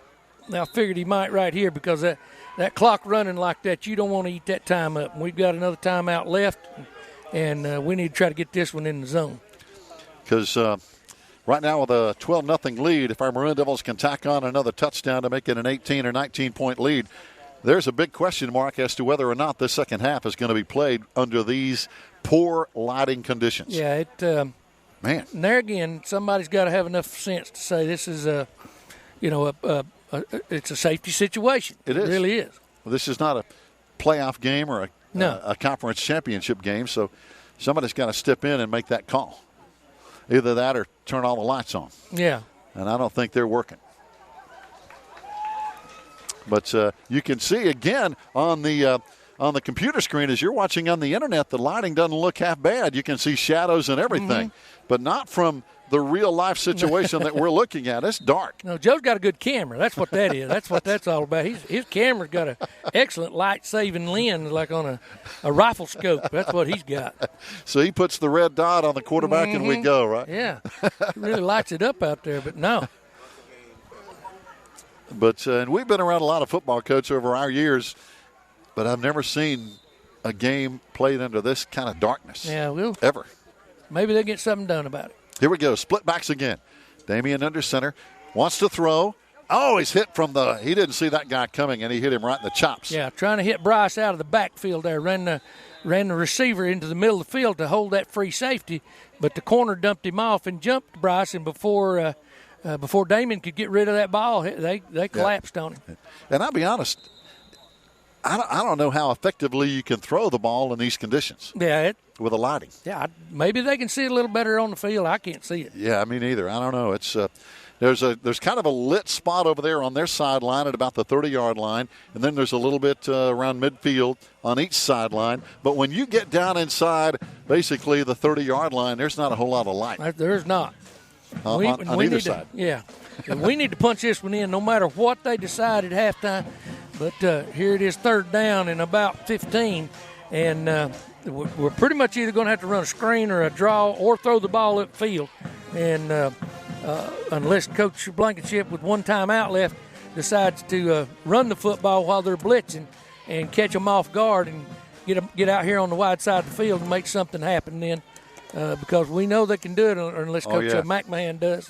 I'm sure they've talked that over. It looks like they're going to run out of the pistol set this time with the quarterback and the two backs back there together. So we'll see what happens. This is a good draw and screen formation right here. And we haven't shown them this much tonight. No, this will be something more than what they've seen. Here comes the snap. He drops it. He picks it up. Now he throws it up, timing pattern, and he throws it over everybody's head just to kill the play. Something bad happened there between the center quarterback exchange, and then all of a sudden, because no other lineman moved. I don't know what that deal was. But, weren't on the same page with a snap count. Nope, we weren't, and now that's going to bring up 4th down. Yep, 4th down, and we still need, as you mentioned, about 15. Yeah. And the clock is stopped now, 41 seconds to play before halftime, but now we're looking to the sideline, trying to get the play call. And this may be a situation. We got a penalty. They're going to move it back to the 31. Who knows what that was? I'm not even going to guess. They haven't shown any signal at all. No, and right here's a situation where Coach Blankenship has to make a decision about, okay, are we going to risk giving them that ball back to them with 41 seconds in dim or no lighting, or with 35 seconds left where they can throw it upfield? Are we going to run it or make a short passing game out of it? Yeah. 3rd down at about 20 now. Damian wants to throw, has plenty of time. Yep. Plenty of time, throwing it over the middle, throwing it up in the air. It's going to be up for grabs, and I think is it caught? or was it intercepted? I can't see the ball. They intercepted it. They intercepted it in the end zone. Yeah, there we go. I'm having to look at the monitor. I couldn't see the football. Yeah. I mean, the guy finally walking off the field, he saw it in his hand, but they picked it off in the end zone. So they'll have it now with only 32 seconds to play, though. Right. And, teams like this are dangerous. I can't see them unless it's a one-play deal or 2 plays, them getting in the end zone, because they've just not been that consistent. But that's what you got to guard against here.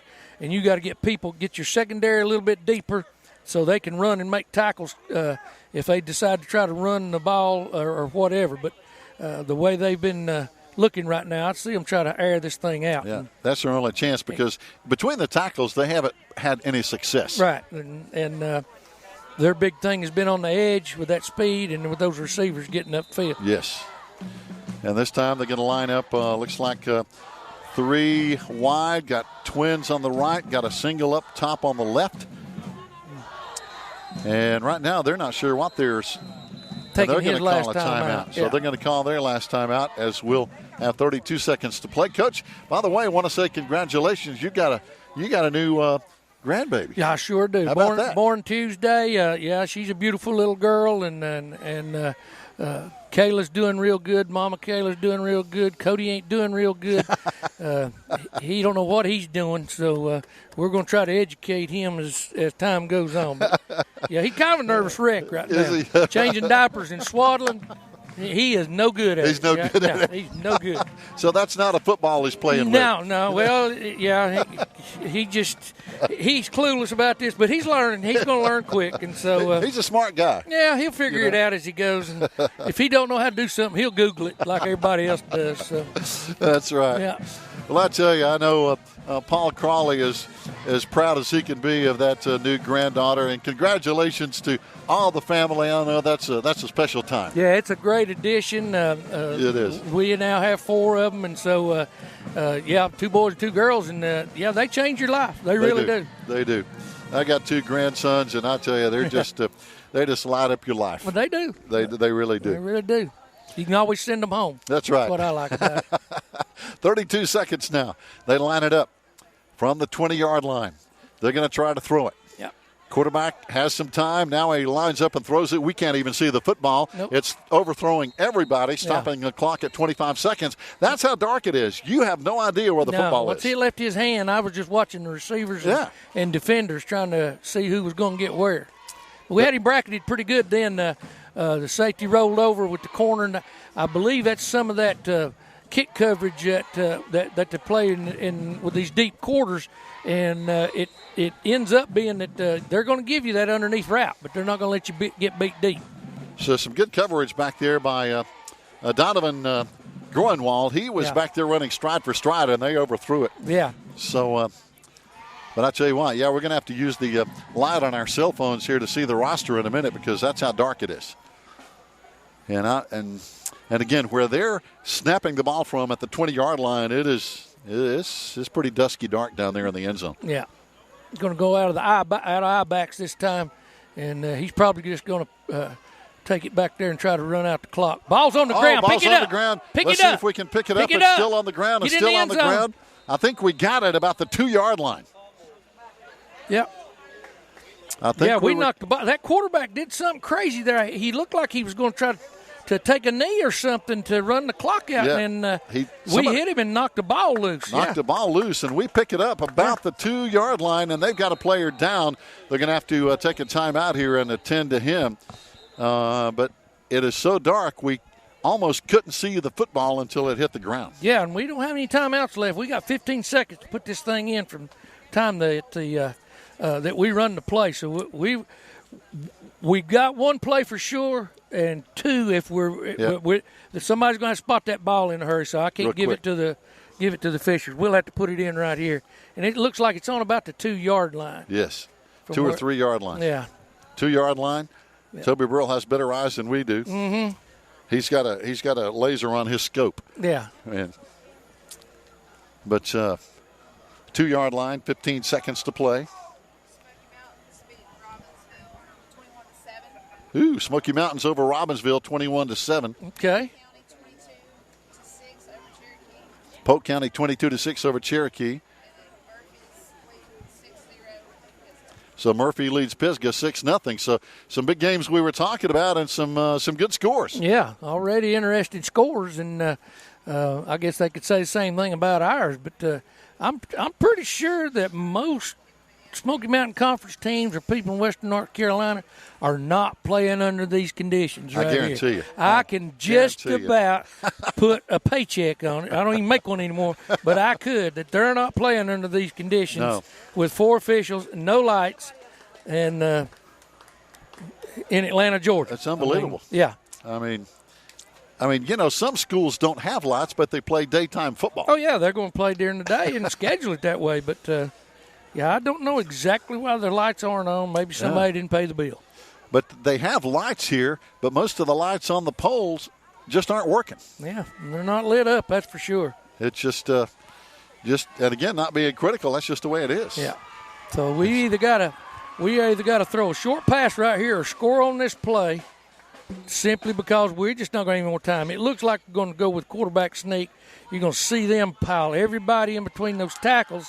Yeah. So if we don't run a sneak, you may see this ball come out of there real quick on a quick pitch or something of that nature. Here we go. To get to the edge. Damien, 2 backs behind him, turns. Fullback, here he goes, right in behind him. There's your follow play. Throw the hands up. Touchdown. There we go. Touchdown. 18-zip Maroon Devils here. 10 seconds before halftime. Yeah, that was a great play right there. Great play call. It's a little better than the quarterback sneak because he's got that lead blocker in front of him to run that belly play. I refer to it as a follow, but it is truly an old wishbone belly play, they call it, where that running back just becomes a lead blocker when everybody thinks he may be getting the ball, but he's not. And you block everybody on the line of scrimmage, and you send him through that seam to hit linebackers or anybody else that shows, and the quarterback just follows him up in there. That was good execution. Yeah, excellent. I mean, that's perfect play call because the last time we were down, we ran 2 quarterback sneaks. Now coming in is going to be Gavin Lanning for the point after. He runs to the left side. He came up just short. Yeah. So the point after conversion didn't work, but we still have an 18-0 lead here. Yeah, he almost got that thing in. He did. Yeah. He almost outran everybody to the left side of the end zone, but an 18-0 Maroon Devil lead in the semi-darkness in Atlanta, Georgia, with 11 seconds to play before halftime. Yeah, it's going to be interesting to see our response now being up 18 and not getting any extra points yet, and their inability to do anything except try to big play you on the edges and throw the football up the field. I just don't see them being much of a threat outside of us laying down and just letting them run. Right. And I know, Coach, that's something we'll have to work on between now and next week because, as you know, extra points can make or break a football game. Many a ball game we have won and several we have lost simply because we could not hit our extra points or it was iffy at best. Exactly. It is a huge part. People underestimate special teams, but special teams play is so huge in a football game. Offenses and defenses never gave me nightmares. Special teams play gave me nightmares. I worried more about that as a coach, I think, than about anything. Here we go. It's going to be a squib kick. Yeah. It goes down the sideline, and they finally scoop it. Ball is loose. 2 or 3 people had hands on it. Yeah. It's down at the 15-yard line. And we say we have it. They say they have it with 3 seconds to play before halftime. But no official signal. And the official's pitching a fit about something. I don't know what he's throwing his arms around for. Yeah, So, with 3 seconds to play, I don't know what he's doing. He's carrying on like a crazy man. Yeah, I don't know what they're going to do with the football. He's trying to get him to start the clock, but he couldn't until they touched the ball. So he's down here now. Mm-hmm. That's the guy that's running the clock. So there's the clock guy, and he's down here kind of on his case. He was spinning his arm like he wanted him to run the clock. And I don't understand why. Because after a possession change, you don't start. You start the clock when they catch it, but then as soon as it's blown dead, then you. Yep. You wait till the ball snaps. Yeah, it doesn't continue to run. Unless I missed something here. Maybe I am. I don't know. Well, I think they have the football. We haven't seen a signal on that yet as to who actually has the ball with the final 3 seconds here and they're spotting it nowhere close to where it ended up. Wow. It's just a comedy of errors. It's on the 20. He's spotting that ball on the 20-yard line. At the 20. Okay. All right. Wow. Yeah. Gee whiz. And apparently they're going to have it for one more play. Yeah. And yeah, I'm sorry, folks. I would really talk about it, but I have nothing to say. This is dumbfounding. It is. It's just, like I say, a comedy of errors. But now they're saying run the clock, and now the clock's going to run out. They're not going to run another play. That's it for halftime. Right. Yeah, they took a knee. And now the question is, are we going to play the second half? Well, both teams are going off the field.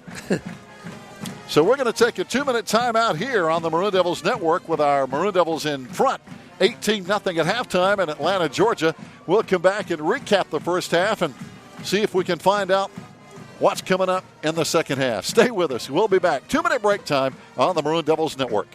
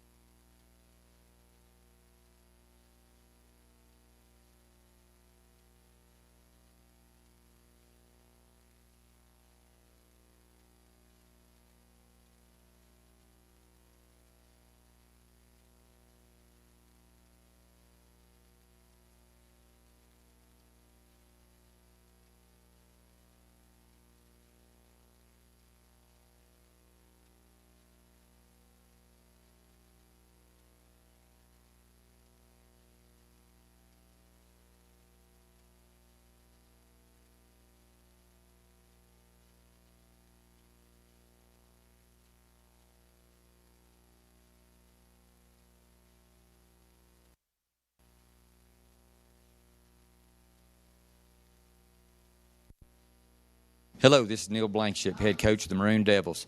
Join us all season long on the Maroon Devil Network.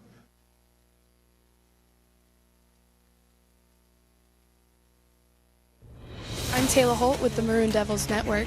Thank you for watching. Please like and subscribe.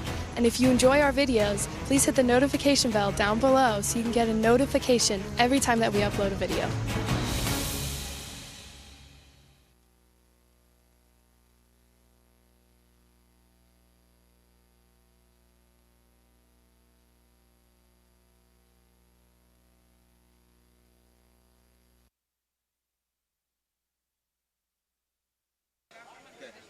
Fans, nope.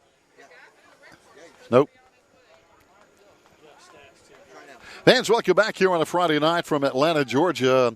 And it's an interesting night here tonight. Some other scores around Western North Carolina for our folks back home. Murphy leading Pisgah. That's a 6-0 ball game, and that's going to be a real tangle there. Obviously, a big defensive game as they're now getting started just early in the third quarter. Right now, Polk County leads Cherokee 22-6 at halftime. Andrews and Trinity, they are tied at 14-14 over in Tennessee as they're playing over there, Andrews and Trinity. Also tonight, it's Enka leading Rosman 9-0. Hayesville leading Towns County 14-0. Also tonight, checking out some other scores. They've got this one wrong on their spreadsheet. They got Swain County and Pisgah, but hey, we're playing now. They got Swain County and Asheville School, but that's some volleyball. By the way, our volleyball team had a big win last night over at Pisgah. So congratulations to the Lady Devils. They are now 3-0 in the early volleyball season. But another score of interest, Smoky Mountain now leading Robbinsville 21-14 at halftime. That's a big game we're watching because next Friday night we're going to be hosting the Smoky Mountain Mustangs at Swain County Memorial Stadium and Boys Dietz Field. So right now Smoky Mountain with that 21-14 lead over the Robbinsville Black Knights, and thanks to Toby Burrell.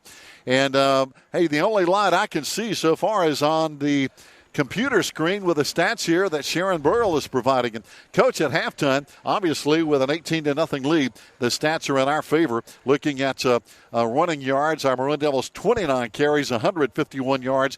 Meanwhile, Life Christian 13 carries, 21 yards here tonight. That says a lot about our defense. It sure does, and there is light now, Gary. It's coming on. Oh, they got more lights. Yeah, somebody. So it'll shed a little more light on us, hopefully. Maybe we'll be able to see what's going on out there because we haven't been able to see the football for about half of a quarter. No kidding. No, it's a telltale sign. If they're not going to be able to run the football against us, then they become that one-dimensional, and they're not being real consistent throwing it right now. Although they're athletic enough to score on you at any time. Then we could pretty much control the rest of this ball game by just controlling the football, keeping the football as long as we can, and moving it down the field. Even if we don't score, change the field position, put them in a situation because they're going to have to play catch up now anyway with us, and down 3 scores. So the ball's in our court about how we control the rest of this ball. And you were talking about passing yards, and that's a dismal stat on both sides of the ledger here in the first half. Our Maroon Devils were 0 for 2 for no yards. They're 0 for 5 and no yards in the first half. But total yards, 31 plays, 151 yards for our Maroon Devils. They had 18 plays, only 21 yards. We're averaging almost 5 yards a play. They're averaging just over a yard a play. But fumbles, both teams were 2 of 2 on fumbles there. They fumbled 5 times and lost 4 of them. Yeah, both sides. Sometimes pretty sporadic, sloppy ball handling. Yeah. And you can expect that sometimes early in the season. Right. And you don't overlook it, but you have to learn to accept that at some degree. Now, a linebacker blitzing and taking the ball out of your running back's hands, now we got something we got to be real concerned about. Them mishandling the ball, I really didn't understand what they were trying to do when they mishandled some of theirs. The ball just ended up on the ground out of accident, or somebody was trying to get an extra yard he didn't really need to be trying to get, and that's when the thing comes out on you. And looking at some of the individual stats here in the first half, if we can go back to the rushing yards, our Maroon Devils ran the football very well. Ian Brooks, 5 carries, 29 yards, and a touchdown. Also, Bryce Sane, 9 carries, 98 yards and a touchdown in the first half. And Damian Lossy, 15 carries, 24 yards and a touchdown. So that's running the football. Yeah, and Damian's yards are deceptive.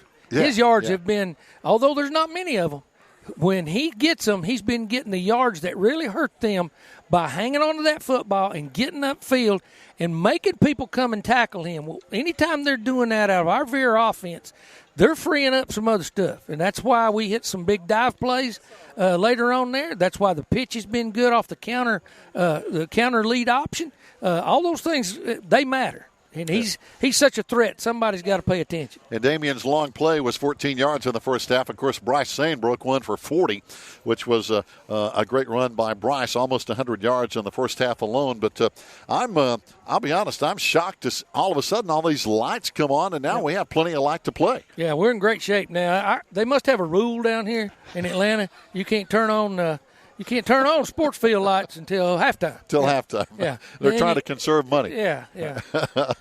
Wreck money. Yeah. Oh, no doubt. But fans, stay tuned. It looks clear now. We're going to be ready to play the second half. We have plenty of lights and ready to go. Right now, we're going to send it back to the studios of WBHN at 1590 AM and 94.1 FM. And we'll be back with the second half a little bit later on right here on the Maroon Devils Network.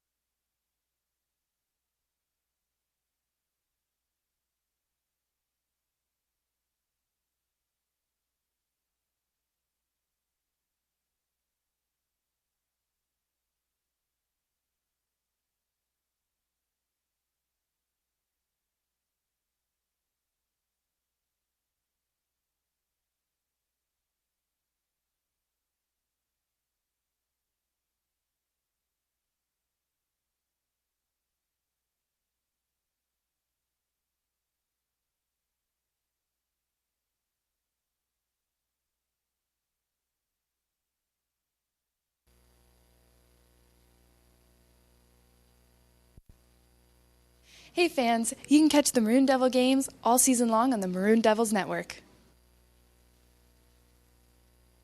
Hello, this is Neil Blankenship, head coach of the Maroon Devils.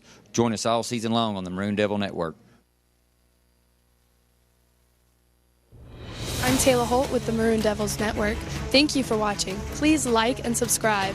And if you enjoy our videos, please hit the notification bell down below so you can get a notification every time that we upload a video.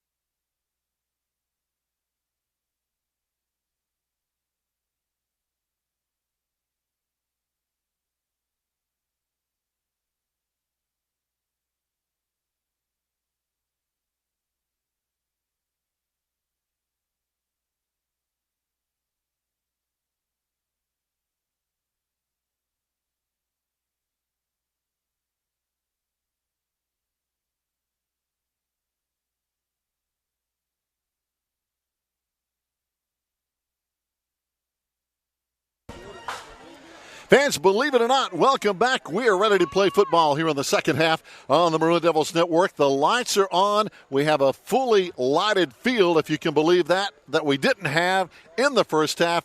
We're ready to go. We're going to be kicking off, but their return man is not ready. He's still down there literally laying chest down at the 12-yard line. But the officials are on the field. Now we got looks like a manager running across the field from their team over to our sideline. Got another one up here, and Gary. another one on the top side. Oh, they're going to be running chain the gang. chains. Yeah, we didn't have a chain gang. We need one. Yeah. I tell you, this has been an experience playing down here. It really has. Between the officials and the lights and everything else. Boy.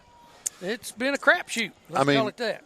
We're about ready to normally, for a normal game to be over at about 9:30, we're ready to start the second half now from Atlanta. So go figure. Yeah, maybe everybody will just run the football and make this thing go in a hurry. That's it. But the good thing is, Coach, we have an 18-0 lead. That's, I think, the important thing right now. Yeah, and I see them having a hard time unless they just break out on us, running the ball to the edge or throwing it downfield and hitting everything they throw for them to get back in this ball game. Now, That's not to say they can't. But if we can hang on to this football and control it and get them 3 and out, and get breaks like this here. What's here's a squid to happen? kick. Ball is still loose. Yep. They finally fall on it at the 26-yard line, but that ball was loose after they touched it. Oh, yeah. And after a kickoff anyway, the ball's only got to go 10 yards, and it's a live ball. So that's not a bad strategy. That's something that if they got deep people that can hurt you like they do, don't kick it to them. Make them have to chase that thing around like a jackrabbit, and it burns up time, and your people got a chance to get downfield, and you got a good chance of getting the football back. Oh, no doubt. Our Maroon Devils in the lead now, 18-0, as we are now starting the third quarter again. Now we have a fully lighted field that we didn't have the entire first half. The lights came on at halftime, surprisingly, and then they were turned off. So we had to wait until the lights came back on to be able to play here. Yeah, and it takes a while for these mercury vapor lights. They have to cool off like we were talking about at halftime, and then generate themselves back up to make heat. So here we go. They're going to go out of the eye backs again this time, pro set. Now they got twins to the upper side of the field, going out of eye backs. This is their sweep look right here. They're going to run the isolation or off-tackle play. There they go. He's got a good going. Yep. And they have the quickness to pop it outside. Yeah. But it's almost predictable, Coach, the way they line up. Yeah, what they're trying to do, that's mainly a running formation from them. They've run it a couple of times out of that pistol set, running the same play, but just with both backs back there and the quarterback. And they run that out of eye backs. They block it the same up front. And he popped that one gap wider than what we had defended and picked up good yardage and picked up close to about 7 yards. One thing about it, both teams should be well rested. There was a long halftime. Yeah, if they don't get too tightened up, that's always a problem of getting too cooled off and tightening up. Here they come running to the left side, and we miss a couple of tackles. Yeah. Finally drag him down at the 45-yard line, but that's a first down for Life Christian Academy. Yeah, now they did a better job of tackling on that play than we did. Yes. 2 of our defenders got literally tackled as they got to the corner here to block us, and the young man made a great cut back up into the middle of the field, and we had too many arms on him and not enough bodies. That's it. And they've got some good skill people at the skill positions, and we've just got to wrap them up. Now, so far tonight, they haven't done anything, as we mentioned, inside the tackles. They've been doing it outside. Right, exactly. They've tried to run that isolation play inside there, and it's just not worked for them. And this here again is their off-tackle play right here and their sweep formation. A little tight for it to be a sweep. Nope. Now it's a bootleg. Hang on to him. Quarterback is hit in the backfield. He pops free, though, and is finally knocked down at the 46-yard line. He still lost a yard, but we had him 5 yards deep in the backfield, and he got away. Yeah, I don't know exactly if there's a official is waving his arms like there's a penalty on the play back here, and it may be a holding call. I see a flag. They're a block in the back because when we broke through there, as he started to scramble around, we saw some bodies turned in ways they shouldn't have been turned. So, well, he's calling it a personal foul. It kind of looks like a personal foul, he must have hit somebody dead center of the back and blocking the back. So he's calling it a personal foul. That it was intentional. It was probably behind the ball, and we didn't see it. And he did because he was standing out there. And again, for fans tuning in late, there's only a 4-man crew, basically a 3-man crew. There's one guy over here on the sideline that hasn't been really involved in the game. No, he knows what down it is, but that's all he knows. He doesn't know where the ball is spotted. Nope. He's supposed to be standing watching for these receivers lining up correctly or who they've got covered up or if they're offsides, and he can't see any of that from where he's standing. No. I guarantee you. And the other 3 officials, one behind the linebackers, one behind their backfield, and one on the other sideline. That's it. No deep officials at all, so Here comes the blitz. Yeah. Here comes the blitz. They throw back over here and throw under the blitz. Great tackle. And a good open field tackle over there by the Maroon Devil secondary. And that's Lucas Brown, number 3, one of our seniors on this Maroon Devil team. And so far this year, 14 seniors on this squad. Yeah, and if you want to teach tackling in the open field, he did it perfectly. He didn't come and take a shot. He put his body on that young man's body, kept his feet alive, and put him to the ground. It was no ifs, ands, or buts about it, and it ended up being he really didn't gain anything a whole lot on it, simply because he broke back to the ball the way he was supposed to. That's it. Kept the receiver in front of him, didn't get juked, and didn't take a shot at him by running by him. And he hit him with the shoulders, and he wrapped him up. He sure did. He centered him up, wrapped him up, kept his balance underneath him, and drove him to the ground. That's it. That's the way you teach it. And some of the guys, they like to watch these big hits on TV, and they do it with their shoulders, but they never use any arms. That's right. They don't bring them. Nope. And that right there was a picture-perfect open field tackle. Maroon Devils now with basically a 3-man front. Here comes the linebacker off the edge. Quarterback steps up. He runs away from the pressure, round down the right sideline, and still gains about 5 out across the 41-yard line. But again, we had pressure to force him out of the pocket. Yeah, forced him out, and he's dangerous when you force him out too. Yeah. Sometimes it pays you to let him stand back there and throw it because he's not as accurate, but he's very dangerous with his feet, as he showed us right there. Yeah, quick feet. But we were able to corral him over there and get him to the ground. 7 minutes to play here in the third quarter. Under full lights here from Atlanta at the 41-yard line. They're looking at third down now, and they still need about 6 yards to go. So let's see if our Maroon Devils can stop them here and get the ball back. So, third down and 16 after the penalty a moment ago on the personal foul. So they need to get inside our 44 for a first down, and they're operating from their 41-yard line. So now they're going to operate again from the shotgun. Rolling to the right, the quarterback looking. He's just going to tuck it and run. Nothing fancy there. Forced out of bounds, way short of the first down. It's going to bring up fourth down. We'll see if they punt it away. Yeah, he was trying to make something happen there, and we did a good job once he left the pocket of keeping our leverage on him and not letting him get that edge, because he sure can get it if you let him. Yeah, he has quick feet, and he really scans the football field well, Coach. Yeah, he does. But unfortunately, nobody's open. Yeah, and the pressure's making him come out of there. Yep. And there again, it's a 6 of one, half dozen the other. You can either get after him and flush him out and make the tackle, or you get after him and he does the right thing and punishes you for it. That's it. And it looks like we need a punter out there. They're looking for their punter now. I think wow, I don't know what they're going to do. Well, now one guy is dropping back. I thought for a minute they were going to line up and run a fourth down play. Yeah. But now the punter looks like in punt formation. Bryce Sane is back deep for our Maroon Devils. And I look for us to put some pressure on him again. They're so confused up there about what they're doing, and I'm not real sure that they can block all of us. We got 5 men coming right up the gut. A lot of pressure. He's going to fake it and run. He's at the 45, back right inside. There, and that's it. It's our football. Yeah. That's Ian Brooks on the stop. And that looked like that was a design play.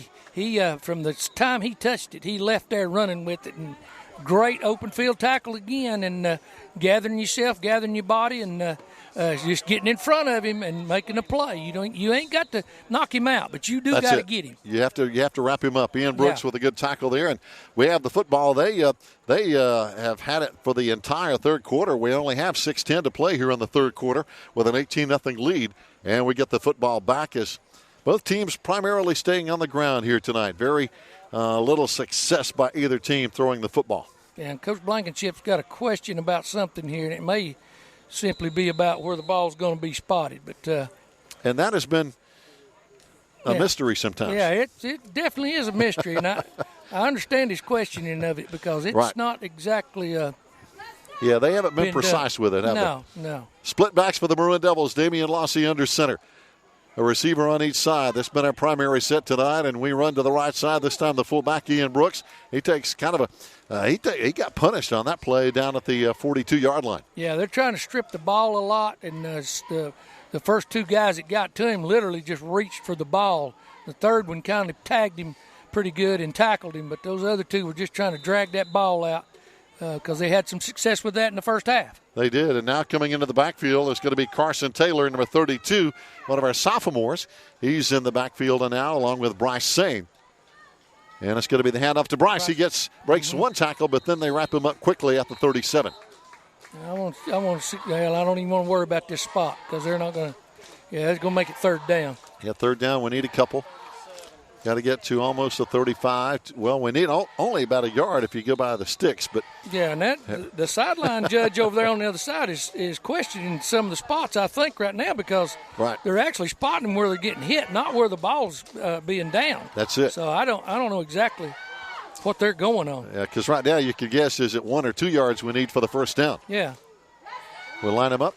No penalty flags, and we're going to run it. We have the first down inside the 35 if they give it to us. Yeah, that's a little bit of what the old school Veers called the freeze option. You run that thing as zero option. You run it right in that A gap, and what you're trying to do is hope that you base block it. You put a hat on a hat all the way down the line of scrimmage, counting from the football, and you just get what you can get up in there. And it's a weird angle because the back is running towards the quarterback rather than towards the line of scrimmage. This time in the backfield again. Back there is going to be Bryce Sane along with Carson Taylor, sophomore and a junior, behind junior quarterback Damian Lossy, and it's going to be Taylor on the left side, and not much yardage over there. Yeah, they're starting out here just trying to run all veer looks, and they'll set them up again in a minute. I can kind of smell that counter lead option coming again. I kind of smell that outside veer look, and Damian keeping that thing till he gets into that third level and still looking to pitch the football. And that turned out to be a big play for us in the first half as he got Bryce Sane open for a gain of 40. And, well, still looking for a play call from the sideline. There's no play clock, so I'm not sure if they're keeping it on the field to know if anybody really is taking too much time on a play. But I don't think anybody's keeping the play any time, so you could take 2 minutes. Good play call. Bryce a quick pitch. Good play call. I like that. I like that. That's close to a first down on the far sideline. Bryce would have liked to got more out of that, but that's a good play call in that situation right there. He's got all them people coming down inside. They got the speed to the corner. Sure they do. But we got to get to the corner some too, rather than run the option. So that's just the old school quick pitch. You pull the tackle out, pitch it back there to your running back, and he gets all he can get upfield. So now third down at the 28-yard line of Life Christian Academy. Our split backs, twins to the right side this time on third down. We need 5. Damian, option. Oh, he's going to be hit from behind, and he never saw that coming and never had time to make a pitch or a run. They caught him literally from the other side. Yeah, that's that backside crashing down again. We didn't get him cut off. Nope. And when Damian made the hookup, by the time he got his feet going again, that young man came from behind him and closed him down. So yeah, that's one of their better defensive plays of the night, really. Yeah, it is. And they're going to continue to do that. They're not going to that looks like that's pretty much their base defense is those ends are crashing every play towards the football, no matter what they see. There's not any kind of read going on. Those defensive linemen are just taking you on and trying to keep you on the line of scrimmage. And those ends are closing. They're getting in sprinter stances. I mean, they're coming off there crazy. They really are. Here comes Bryce popping it to the outside, back inside, and a good run down near the 22-yard line. Yeah. That should be enough for a first down, but we'll see. Yeah, that was kind of a full block play to the outside, and caught that end in a bad position there. Coach McMahon's he's figuring on them here now, and he's depending on them to crash down there and picks up another first down. First down with 1:52 to play here.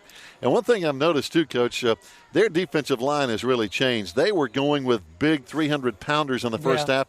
They've gone with the taller, slimmer defensive tackles inside here in the second half. Yeah, I think they're depending more on their foot speed now. The big guys are wearing out over there because I'm pretty sure those two of those interior defensive line play on offense too. So they're having a hard time keeping everybody keeping their wind up. Here comes Damian carrying down inside the 20 to the 19-yard line. And again, Life Christian Academy trying to slow us down, but not having a ton of success right now. No, and this is all we need to do. If you look where we move the sticks from, 3 yards, 3.5 yards on first down, we're controlling the clock. We're controlling the football. They don't have it. They can't big play you. Yep. We drive down here, whether we score or not. We've already changed field position on them. And even if we don't get it in, they're looking at 90-plus yards trying to get it back down the field. Oh, no question. And the third quarter is almost over, and each team has only had it for one series. Yeah. So our Maroon Devils now under a minute to play. There's going to be a timeout on the field with 48 seconds to play here in the third quarter. We're going to call time and talk it over, and we'll send it back to the station for a quick timeout so the advertisers can make some money, and so can the radio station. We'll be back in 1 minute here on the Maroon Devils Network.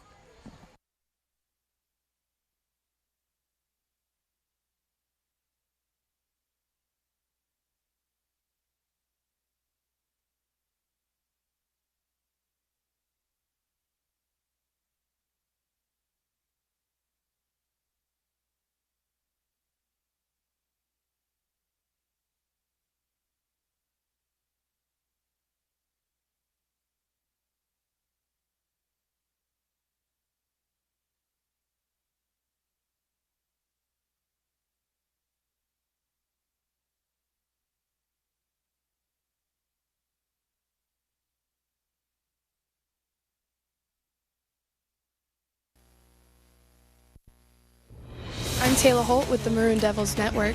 Thank you for watching. Please like and subscribe. And if you enjoy our videos, please hit the notification bell down below so you can get a notification every time that we upload a video.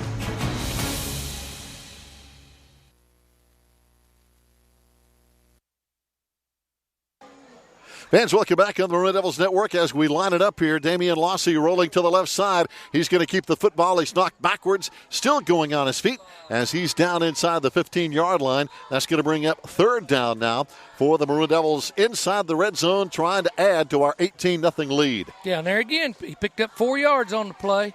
He looks like he messed his helmet up. Yeah, he did. And he's got to come off the field or his helmet came off. Yep. And so Connor's going in. Connor's been playing receiver and defensive back tonight, and now he's going in and at his quarterback position and may have to call another timeout. Right? Well, nobody's keeping the we're going to let the clock run out. This is going to be the end of the third quarter. There's no sense in rushing it. No. That's it. So that's going to be the end of 3. We'll be back with the final quarter. Our Maroon Devils with an 18-0 lead and threatening to add. We'll be back in just a moment here on the Maroon Devils Network.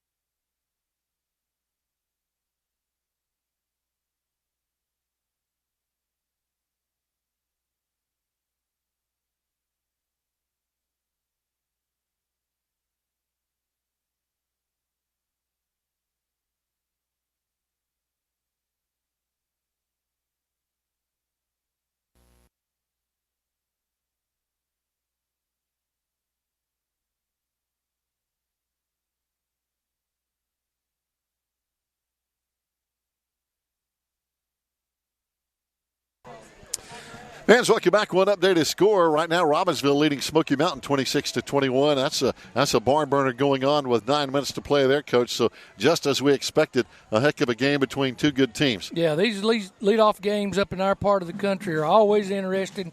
It's just there again. It's all about this scheduling thing. We just happened to draw this bunch first on the schedule and coming down here, but it's good. It's going to be a good experience. Adversity is good for your team. So now here we go as we just get cranked up on the fourth quarter. Great offensive line surge all the way into the end zone. Wow, how about that? Into the end zone. We just knocked him off the line of scrimmage, Coach. Well, we did. We buried. Connor handed that ball off real quick, and we hit that screaming. Yep. And I ain't real sure who even got in there. Yeah, I believe that was Bryce on the carry. Yeah. But boy, he just followed the line all the way in. And those linemen were running their feet, and that may have been one of the old school wedge blocks where they just put their feet and helmets together and ran upfield and knocked everybody backwards and put it in the zone. So an outstanding job here with 11:52 to play in the fourth quarter. As we mentioned, in case you're wondering why we're still on, we had a long delay in the halftime, and now we're going to have illegal procedure called against us. Yeah. We had two linemen move on this side over here, Gary. Something happened with the snap count. So they heard something and wasn't sure, and they went ahead and took their protect step, which is always to the inside, and they got caught moving. Yeah.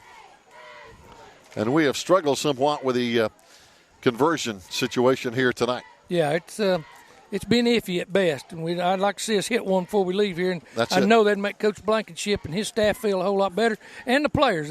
We need to hit one of these and make it and be successful with it, and just see what happens. I know he's been looking around and try to come up with the right people to do the kicking. Here's Gavin Lanning, and I think he got this one through. That's it. And Good he job. did. Gavin Lanning, Good number job, 14. Young man. Yep. A little bit of a line drive. He'll get better. He'll start getting under it and get it up through there. Yeah. So now 11:52 to play, 25-0.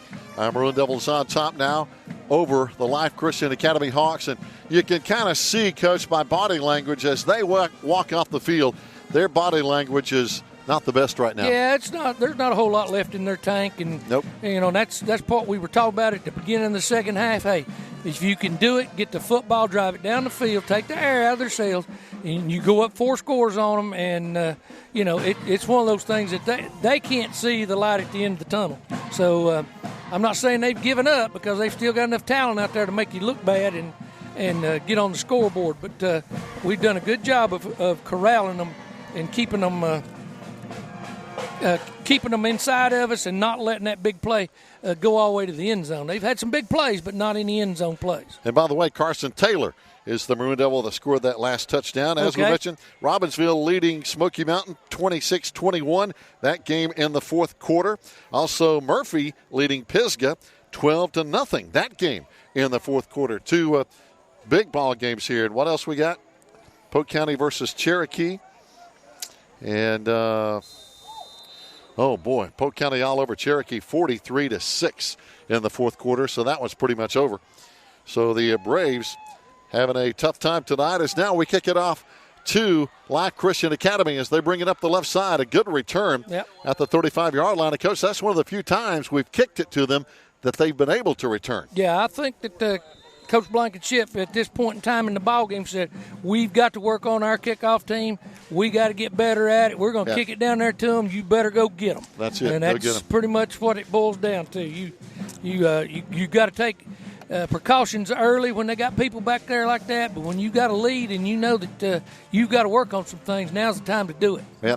Now, if you're wondering, fans listening in on the radio or watching on the internet, why we're not calling their names and numbers and weights and sizes, we don't have their roster. Yeah, it's just that plain and simple. We were not provided a roster. We asked for one, but we don't have any information about their players except what we're seeing with the eyeball look. Yeah, and it's just a matter of by position about what they're doing. And we really don't know anything else about them than what we've seen here in the ballgame. Nope.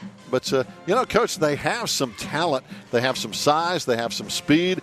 They play aggressive. Mm-hmm. But our Maroon Devils have played some decent football tonight. Yeah, there's a whole lot of things that come with us in this program that they don't have. Right. No tradition. No tradition. They don't have any idea of the type of they didn't get to watch any film. They have no idea what they're up against when they go out there. No. And until they can get to that point and it becomes a program rather than just a team from this academy out there where they put a bunch of young men out there and teach them some things, teaching them well to do some things. But they could, there's a whole lot more to it. But they're staying in the ball games with their athletic ability and their size. And but that's not always what wins football games, as you're seeing right here. No. What you're seeing is team play here, consistency, understanding what you can do and can't do, and that they're not there yet. And that's all there is to it. Out of the I formation here, they're going to hand off to the tailback. He runs to the left side. Good yardage out there for about 8 yards out to the 43-yard line. And something else, nobody here really to watch them. They may have 20 people over there on the stands. And we brought a pretty good crowd down from the mountains of Swain County in western North Carolina. Yeah, and there again, my hat's off to them for playing us and falling into this Smoky Mountain Conference scheduling because, they could very well picked out some teams around here. I'm sure that they could probably beat up on pretty good. Oh, yeah. Some club teams or whatever. But they're actually taking on teams that have proven traditions and records. This time they hand off, run the same play to the left side. They've got a first down and then some into the secondary, 35-30 foot race, and he goes all the way to the end zone. Yeah. That's going to be a touchdown run of about 57 yards or so, and they get on the scoreboard with what we've talked about all night, Coach, the big play with the speed. That's it. It's that off-tackle play, and the last time he felt like he cut it back too soon, and evidently the coach did too and just told him over there, hey, keep that thing out on the edge until you see it, and he did that time. He idled down, and then when he saw the seam, he hit it, and we didn't hardly put a glove on him. That's it. Good speed. But and as we mentioned, Life Christian Academy, they're not afraid to play after they play us tonight. Robbinsville comes here next Friday. Then they go and play at Mountain Heritage, and also they go and play at Murphy in 3 weeks down the road. So. Yeah. They're playing the best teams, I think, out of the Smoky Mountain Conference in Swain, Robbinsville, and Murphy. Run the fullback up in there trying to make a 2-point play out of it, and he didn't get it. Stop short. Good work in there. Big Nick Millsaps, among others, and they're on the top of that pile. That's the first time we'd seen that play. It must be their short yardage play there with the fullback dive. They didn't go with the tailback that time, handed it straight to the fullback. Also in there on the stop is going to be, looks like 55, and that's going to be Noah Romero helping out on the stop for the Maroon Devil bunch. And right now the Maroon Devils with a 25-6 lead, though, with 10:43 to play here in the football game from Atlanta, Georgia. And we'll keep it right here and get ready for the kickoff. And next week we want to remind you we're going to be live from Swain County Memorial Stadium with the Smoky Mountain Mustangs coming to town. And that's just a big rivalry game. Yeah, people in Jackson County and Swain County pretty much don't like each other, and that's just the way it is. It is. It's always been that way. Yeah, you cross the Tuckasegee River down there, you make somebody mad. That's it. Yeah. I mean, going all the way back to the Silver Webster days, and it's just it's been a rivalry because at one time we were in the same conference with them, and we played them twice a year. As you, Coach, you know all about that. Oh yeah, that was something else. Whew. And it was back then you didn't think anything bad about it, but nowadays you'd look at it and look back and you go, man, how did we even do that? But that's the way it was set up. It was. And playing everybody in the conference twice, and the ones with the best record. And when it was tied, the records were tied. You flipped a coin, that was it. That's how it was decided, by the flip of a coin. Yeah, for you folks not familiar, we played Franklin twice, Silver Webster twice, and Murphy twice. Home and away. Yep. And that was some great football, though. Oh, it was. But, boy, it was tough getting ready for each other twice in the same season. Yeah. Here we go. Life Christian Academy is going to kick it off right down the middle, low line drive. We muff it. And now Bryce goes all the way back to the 1-yard line, picks it up, tries to get a block or two in front of him. But, boy, they're down the field in a hurry, and they don't let him get away down near the 7 or 8 yard line. Late penalty flag come flying in with 10:29 to play. Yeah, we'll see what this call is going to be. It might have been a holding or potentially a late hit. We'll see. Yeah, it happened kind of after the play. So it did. I'm curious as to what the call is going to be. One thing about it, we haven't had a whole lot of penalties tonight. Face mask, personal foul. Wow. Okay. So first time tonight we've seen that penalty. Yeah. not seen a whole lot of them tonight. No. And, not a whole lot. What I like about it is neither team right now, and of course it's skeptical with these officials. You've not seen a lot of procedural penalties. We moved a couple times and before the snap, but that's the kind of things that drive coaches crazy. Is those types of penalties that are made in aggression, penalties that are made. Pass interference penalties, maybe a late hit every now and then that you can eat those because if your kids are playing the game, those kind of things are going to happen. Absolutely. But now it's the mental penalties. Yeah, boy, that will that'll make all your hair fall out and turn gray, just like mine. Yeah, what don't fall out turns white. Also coming back in the backfield again, it's going to be Carson Taylor, and he's a big boy at 5'11", 195-pound sophomore. Yeah, he showed out so far, and he's doing real well. This might be something that it'd be a real feather in our cap to come up with a fleet of running backs back there that can hang on to the football and get it done for us. That's it. And he's got a brother, of course, Colby, wearing number 34. So two of the Taylor boys. So, but depth at the backfield position is always a plus. Oh yeah, you can't have too many running backs that are consistent. You can have a lot of bodies back there, but you get some guys you can depend on to carry the football and block. Right. And catch a ball out of the backfield, and you've really got something going then. Yeah, that's a hard team to beat that has that. Yeah. So now split backs for the Maroon Devils, 10:24 and counting to play in the fourth quarter here from Atlanta, Georgia. And they line up with a bunch of guys, really 10 guys up in the box on defense, and they shut us down cold on that play. Yeah, we tried something a little different there. We've done it in the past, put the tight end, it looked like to me, into the same side as the twin receivers. And what that does is make a linebacker have to commit to those receivers, or he's got to stay down inside in play. So that may be something that Coach McMahon is looking at right now to determine what he might be able to do with it if he gets back in that formation again. Chase Hughes comes out a little gimpy as he limps over on the sideline. Coming in his place is going to be Connor McCoy. And it looks like we're going to have a timeout here with 9:54 to play to talk things over here on the sideline. And while we talk it over, we'll take a break down the line. Stay tuned. We'll be back as we lead 25-6 on the Maroon Devils Network.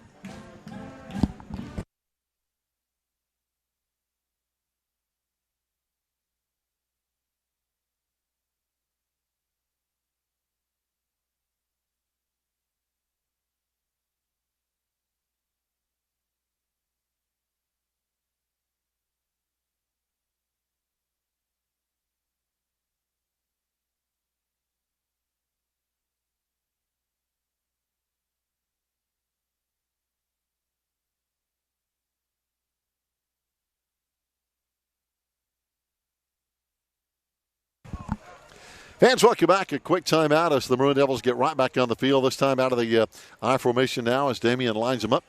Right under center, turns and hands off. Oh, we're popped in the backfield. So Taylor really had nowhere to go. He was hit as soon as he got the ball. Yeah, we were attempting a counter play there. And first time we've run it tonight. And we got jammed by that defensive end there. And he actually ran into an offensive lineman and lost his balance. So now, again, welcome back, all our friends on WBHN 94.1 FM and 1590 AM with Andy Rogers. Back under the controls, keeping things on the air on a Friday night. Again, kind of a late game tonight. We had a long halftime because of lighting issues here, but now we're back with full lights here in the second half that we did not have the entire first half. Yeah, now we're in the gun. You're going to see something a little different out of us right here. He's got the edge. Throws it. Good completion for a first down. Good pass over there. Great job. On the sideline over there is Connor Hyatt. Good catch over there, right in front of the Maroon Devil bench. Yeah, and now here we've got this official walking down through here, has no idea where to spot this ball. No. It's driving me nuts. I can't take this. It's almost like he's part of the chain gang, which is sad. But yeah, that's all he is. I mean, he was in no position to even know where to spot that football. And now we have it first down at our 37-yard line, 8:51 to play, and we lead 25-6 as we're driving here. There we jumped again. Yeah. I spoke too soon. We jumped on this one right here. They're changing their defense up a little bit. They're going to a 5-man front now. They're pushing that defensive end down inside. He's lining up in a 3-point stance, and they're bringing the outside linebacker over the top to the line of scrimmage, and they're going to try to plug off every veer lane there is there. Coach, I swear I think I heard a train over there in the woods because there's a lot of noise coming from somewhere. It's a train or a plane. I'm hoping it's a train. Yeah. If it's a plane, we're in trouble. Yeah, we're in trouble. I was getting a little scared. I was ready to turn and run the other way. Hey, as long as you don't make the lights go out, we're okay. All right. Then ain't going to trade. Okay, sounds like a train, and we hope that's what it is. And here we go, running to the right side. Damian keeps it, and he's going to be hit near the line of scrimmage as they don't let us turn that corner. Yeah, they're staying with that five-man front. And when we traded the tight end, that linebacker, he just widened to the inside eye of our tight end. He wasn't going to go to the outside eye. He's taking that veer lane. He's letting that other linebacker come over the top and take our quarterback. Yeah. And now they're switching their defensive linemen in and out, so they're trying to keep some fresh guys in there. Now they're bringing in a little more size with the big beef, but then they're switching them in and out. Yeah, they're trying to keep some people on there that still got a little air or a little gas in the tank, I should say. And but they're going to stay with that five front. They're going to try to stop this running game and get the ball back. But counting their guys over on the sideline, they may have about 18, maybe 19 guys on the total team. So they don't have a whole lot of depth here. Yeah. Back to throw, Damian out of the shotgun, airs it out, down the right side, way too tall, almost intercepted over there on the sideline by the Hawks of Life Christian Academy. Yeah, that free safety made a good break on the ball. The corner had him man out there. Yeah, they're committing to the line of scrimmage. Everything right now they're concerned about is within 3 yards of the line of scrimmage, and they're locking up in man coverage on the outside and letting the free safety cover the middle of the field. And, Coach, we've got some good size at receiver. For example, Jake Langston, who got banged up earlier, number 47, who came back and he's playing okay. He's 6'2", for example. Connor Hyatt listed at 6'1". So we've got some guys out there with some size who can catch the football. Oh yeah. We just got to get them open, and it's hard against this man coverage when they've got the personnel that they have, and you can see this corner over here. He's got good depth off of there. He's not worried about us catching it underneath. Yep. He just don't want to get beat deep, and he's going to make sure that don't happen. Robert Green, 6'2", so we have good size at receiver. Yeah. And this time we toss it wide, and there's Ian Brooks trying to make something happen. Didn't get much there on that one. That's going to bring up 4th down and long. Yeah, we'll end up having to punt this ball, which is I really don't like it because we're in a situation where we're turning the ball back over to them, but the clock's running anyway, and we've got one shaking up down there. It looks like it may be Damien. He's got a little bit of. I think he might have got hit in the chest when they pitched that ball and knocked the air out of him a little bit. Yeah, he's over on the sideline, and he's going to be okay. But that one didn't feel good. No, we've got to have a punter now. And it looks like, let's see, is that Alden Pond coming in, number 11? No, that's going to be 44, Thomas Allen. Yeah, Thomas Allen's going to do the punt. Our big senior. Yeah. He's a big guy at 6'2". Yeah, good punt. Good punt. Yeah. Got to cover it now. Got to cover it. They Block take it in at the the back. 29, and they've got Nobody's the gonna speed. see it. Yeah. They get outside all the way back out to the 45, and a good tackle over there on the sideline by Jake Langston. Yeah, we had a block in the back down here, but we don't have enough officials to get down there and see it. And this one on this sideline, he has no clue whether he could see it or not because he never moved till after the tackle was made. They're playing with really 3 officials. 3 officials. But, wow. And, talking with people around Western North Carolina in various sports, it's tough getting enough officials to officiate games even in the mountains. Well, it is, and I give our officials back home a hard time. I really do. But when you see something like this, then you kind of realize that, we're not as bad off. But it's that old conflict that goes back between coaches and officials, and it's always going to be there. It's always going to be that way. And you wake up with it every morning, even when you've been retired for 10 years. It's still there. You see a striped shirt, you want to throw up, and then start really getting loud. So it never leaves you, Gary. It never changes. No, it's ingrained from the time you go out there and start coaching. It really is. And I've known some great officials. Don't get me wrong. Oh, yeah. I really have. There's some good ones. But it's an adversarial type profession. It really is. They're not your friends. That's right. So now it's going to be the Hawks lining them up. Yep. 1st and 10 at the 45-yard line. They want to throw. Quarterback steps up, trying to find some room, and he can't find any room. Nope. And we stop him in the backfield for a loss. And, Coach, talking about officials, we lost a Maroon Devil fan and a guy who officiated a lot of games in his career, and Doug Revis this week. And our thoughts and prayers going out to Judy and the entire family of Doug Revis, who passed away this week. Yeah, and Doug really liked the officiating. He really did. He did. He put a lot of time and effort into it. He was a good guy. He really had tried to understand the game and how you were coaching them. He always had that laid-back demeanor, which you didn't always have as a coach. But he understood. He understood exactly what you were trying to do. Yeah, he'll be greatly missed. He will. And he coached with another couple of guys I thought were really good to deal with, Blaine Presley and Clarence Presley, especially on the basketball side. Well, yeah, I used to give them all the Presleys a hard time anyway. But, yeah, they were friends of mine over the years. And no doubt. And toss sweep again. They run to the left side. We're trying to string it out, and they break it out across the line of scrimmage at the 50-yard line, so they pick up about 7 yards. That's going to bring up 3rd down and about 5 to go. Yep. Good block on the edge there. Ian came up and had good body position, but that fullback did a great job of drawing a beeline to him and kind of knocked him off his feet out there because Ian was trying to commit to the outside and get the ball back up inside, and he didn't have much leverage when that guy unloaded on him. Yeah. Another guy we lost this week, Coach, Tyler Schuler's grandfather. Tyler, of course, our baseball coach.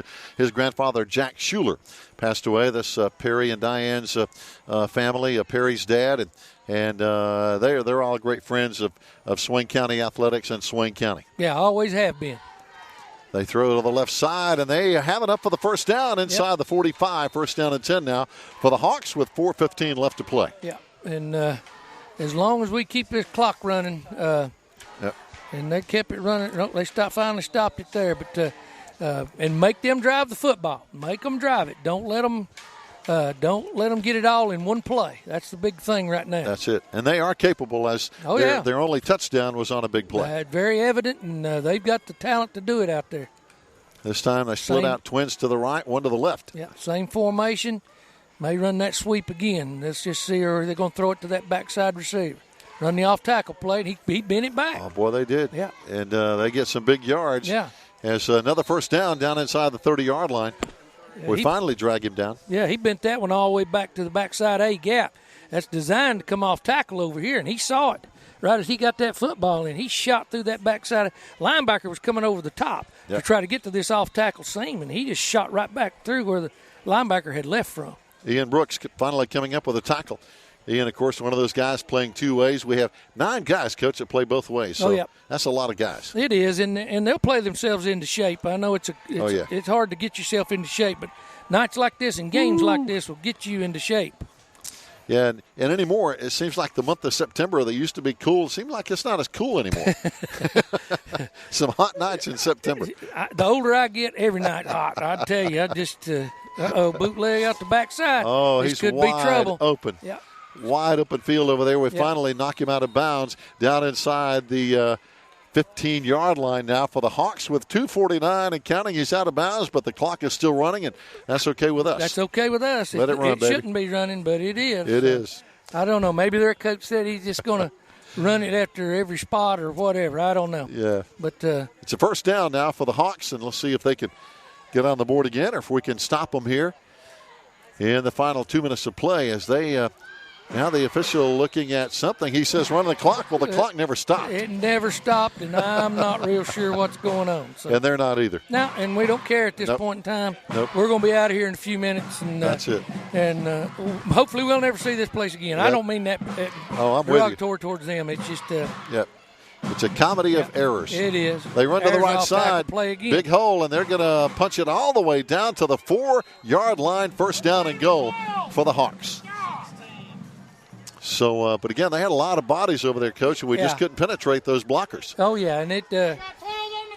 They actually had 12 people on the field, and not enough officials to count that. And they're just running running the clock and running everything they can. So, we got a minute and 45? Yep. Okay. And now we got some flag on them. There's a flag coming in very, very late, obviously. Yeah, jawing at an official, one of their players is, and upset. And they're frustrated. Yeah, they're frustrated, and they don't really have any reason to be, but they are. Players get tired. Yeah. They lose their temper, lose their composure. And they realize, hey, they're not going to win this game, so it's, it's nobody likes to lose. No. This takes them out of it's going to bring it back where the flag was thrown, where the ball was at, but we're not going to say anything because he's going to mark it off from right there, and we'll let that be. Oh, my goodness, because they were down at the 4-yard line. Yeah, don't tell anybody. I'm not going to say it real loud because it should be down at the 4-yard line. Right. And they're going to spot this football now at the 26-yard line. Yeah. Now figure that one out. Yeah. You can't. There's no figuring anymore. No, this is just a matter of whatever's going to happen is going to happen. Just so, hope everybody stays healthy and whole right here because that's one of the craziest things I've ever seen right there. Yep. So, the Hawks got a bad deal. They had it 1st and goal down at the 4. Yeah. That other official's trying to explain to the head official what's wrong here, but giving up, no fight to it. Going to let it go. He just says, let's run the clock. Yeah, run the clock and get out of here. I think our guys just need to line up and get ready to go here. Yep. You can't some things you can't fix. You just have to play with the way the game goes. The hand what's dealt you. That's it. They got people. They got people moving. Yeah. We were moving, but I think we they can moved first. They can't move, and we can cross, and as long as we don't break that plane, let's see what. Yeah, they're pointing at us, and we're pointing at them, and the officials have to figure it out. And this official over here with the chains, he's the one supposed to be making that call. That's right. He ain't moved yet. I'm sorry, folks. Yeah, they're calling us I don't offside. mean to be. I don't mean to be. But, I'm not surprised. Yeah, really. bless his heart, he has not moved. No. And now he's just following the chain gang guy when he moves the yardage. I mean, the downstick. Yep. Oh, boy. So now a 5-yard penalty against us offside with 1:25 left to play in the ball game. But, again, we have a nice lead at 25-6 over the Hawks of Life Christian Academy. Next week, we get back to, I think, more competitive football. Smoky Mountain's going to come to town, and they're in a tangle with Robbinsville.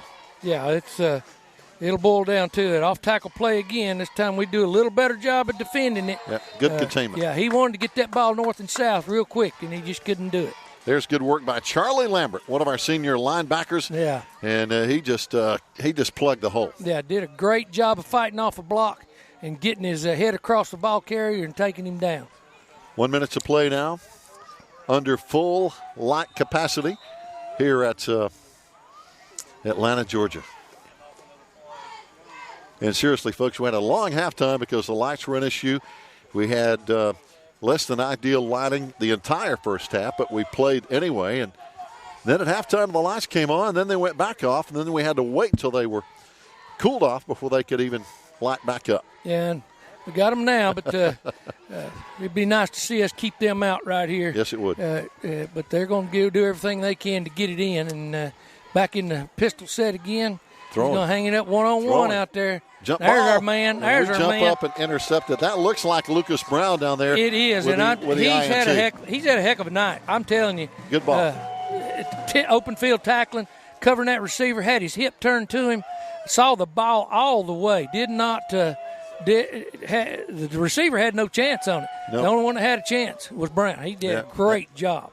And they just threw it up for a jump ball, but it was. But Lucas was in a good spot. He knew exactly if he was going to get beat, if they were going to beat him, he was going to have to throw it over his head and down towards the end zone, and he just didn't allow it to happen. And Coach Lucas is all of 5'6", and their receiver was like 6'2". Oh yeah. So there was a jump ball scenario, but it didn't work. Well, he had body position on him. He had his hips between the receiver and the ball, and he went up as high as he could, but that receiver didn't have a chance for that ball with his body between him and the football. Well, let's see. We got a timeout on the field with 21 seconds to play, and our offense comes over here to talk things over, and it looks like I would imagine we just hit a knee and call this a night. Yeah, you got to be careful about taking the knee right there because of the you can't back up too much or you'll end up in the end zone, and Lord only knows what might get called by this officiating crew if you ended up back in the end zone taking a knee. Oh, boy. Looks like the ball is on the 1 or 2 yard line. I can't tell. Yep. So if you're going to take a knee, you don't want to back up. You're going to, and that's, I guarantee you that's what Coach McMahon's talking to them about. They may just run a quarterback sneak or a dive, and just to make sure that they get the ball doesn't get knocked backwards into the end zone. By the way, want to alert Andy Rogers back at the studio. We're just going to do a quick recap right at the end of the game. We will not break for another actual commercial break. So, Andy, hang in there. After this, probably one more play or so, we'll do a quick recap and call it a night and send it back to you for the remainder of the night. So, just want to alert you, and we appreciate Andy Rogers keeping everything under control back at the studio. Of course, Joe Holt keeping us out of trouble on this end on the Maroon Devils Network, and it looks like we are just going to hit a knee. The clock is running, and that's going to be the final play. Yep. All right. And good Coach, job. Hey, we got what we came for. We got a victory. Right. We ran the ball well. We saw some good things on defense. Now, we did, and it wasn't pretty, but the great thing about it was we got a game in. Right. And now the kids can see themselves on tape. They can see what the things they're doing wrong, body position, taking on blocks, making tackles, blocking, handing the football off, all the little things that you need, you work on in the preseason. You work on them year-round, but you really work on them hard in the preseason. But until you get into an actual game, you can't execute them the way you need to execute them. That's it. And next Friday, I think we're going to see a different game because Smoky Mountain, a solid team, they whipped us bad up in Silva last year. And real bad. And I hope our guys remember that and can get fired up and ready for a big game next Friday. It'll be thrown up to them. I promise you that if I have to go up there and do it myself. But what we saw tonight was that speed, though. See, now, once you can talk to your players about speed all you want to until they see it, until they're on the grass out there with it. They really don't know what it looks like. Here's some final scores. Robbinsville has beaten Smoky Mountain 26-21. That is a final. Hayesville pounding Towns County 28-0. Polk County all over Cherokee 43-6 in that ball game. And again, that's a big win for Robbinsville, beating Smoky Mountain 26-21. And Murphy has defeated Pisgah, shutting them out 12-0. That's a solid win for the Murphy Bulldogs. And Enka has beaten Rosman 16-0. And Coach, thank you and Toby and Sharon Burrell and of course Joe Holt for a job well done to wrap it up here tonight. Yeah, see you next weekend. Wyatt Burnett is running the board at the radio station. Wyatt Burnett, we understand, instead of Andy's running the studio. So thank you for all you're doing, guys. That's it. So long, everybody, as the Maroon Devils win it 25-6 from Atlanta, GA.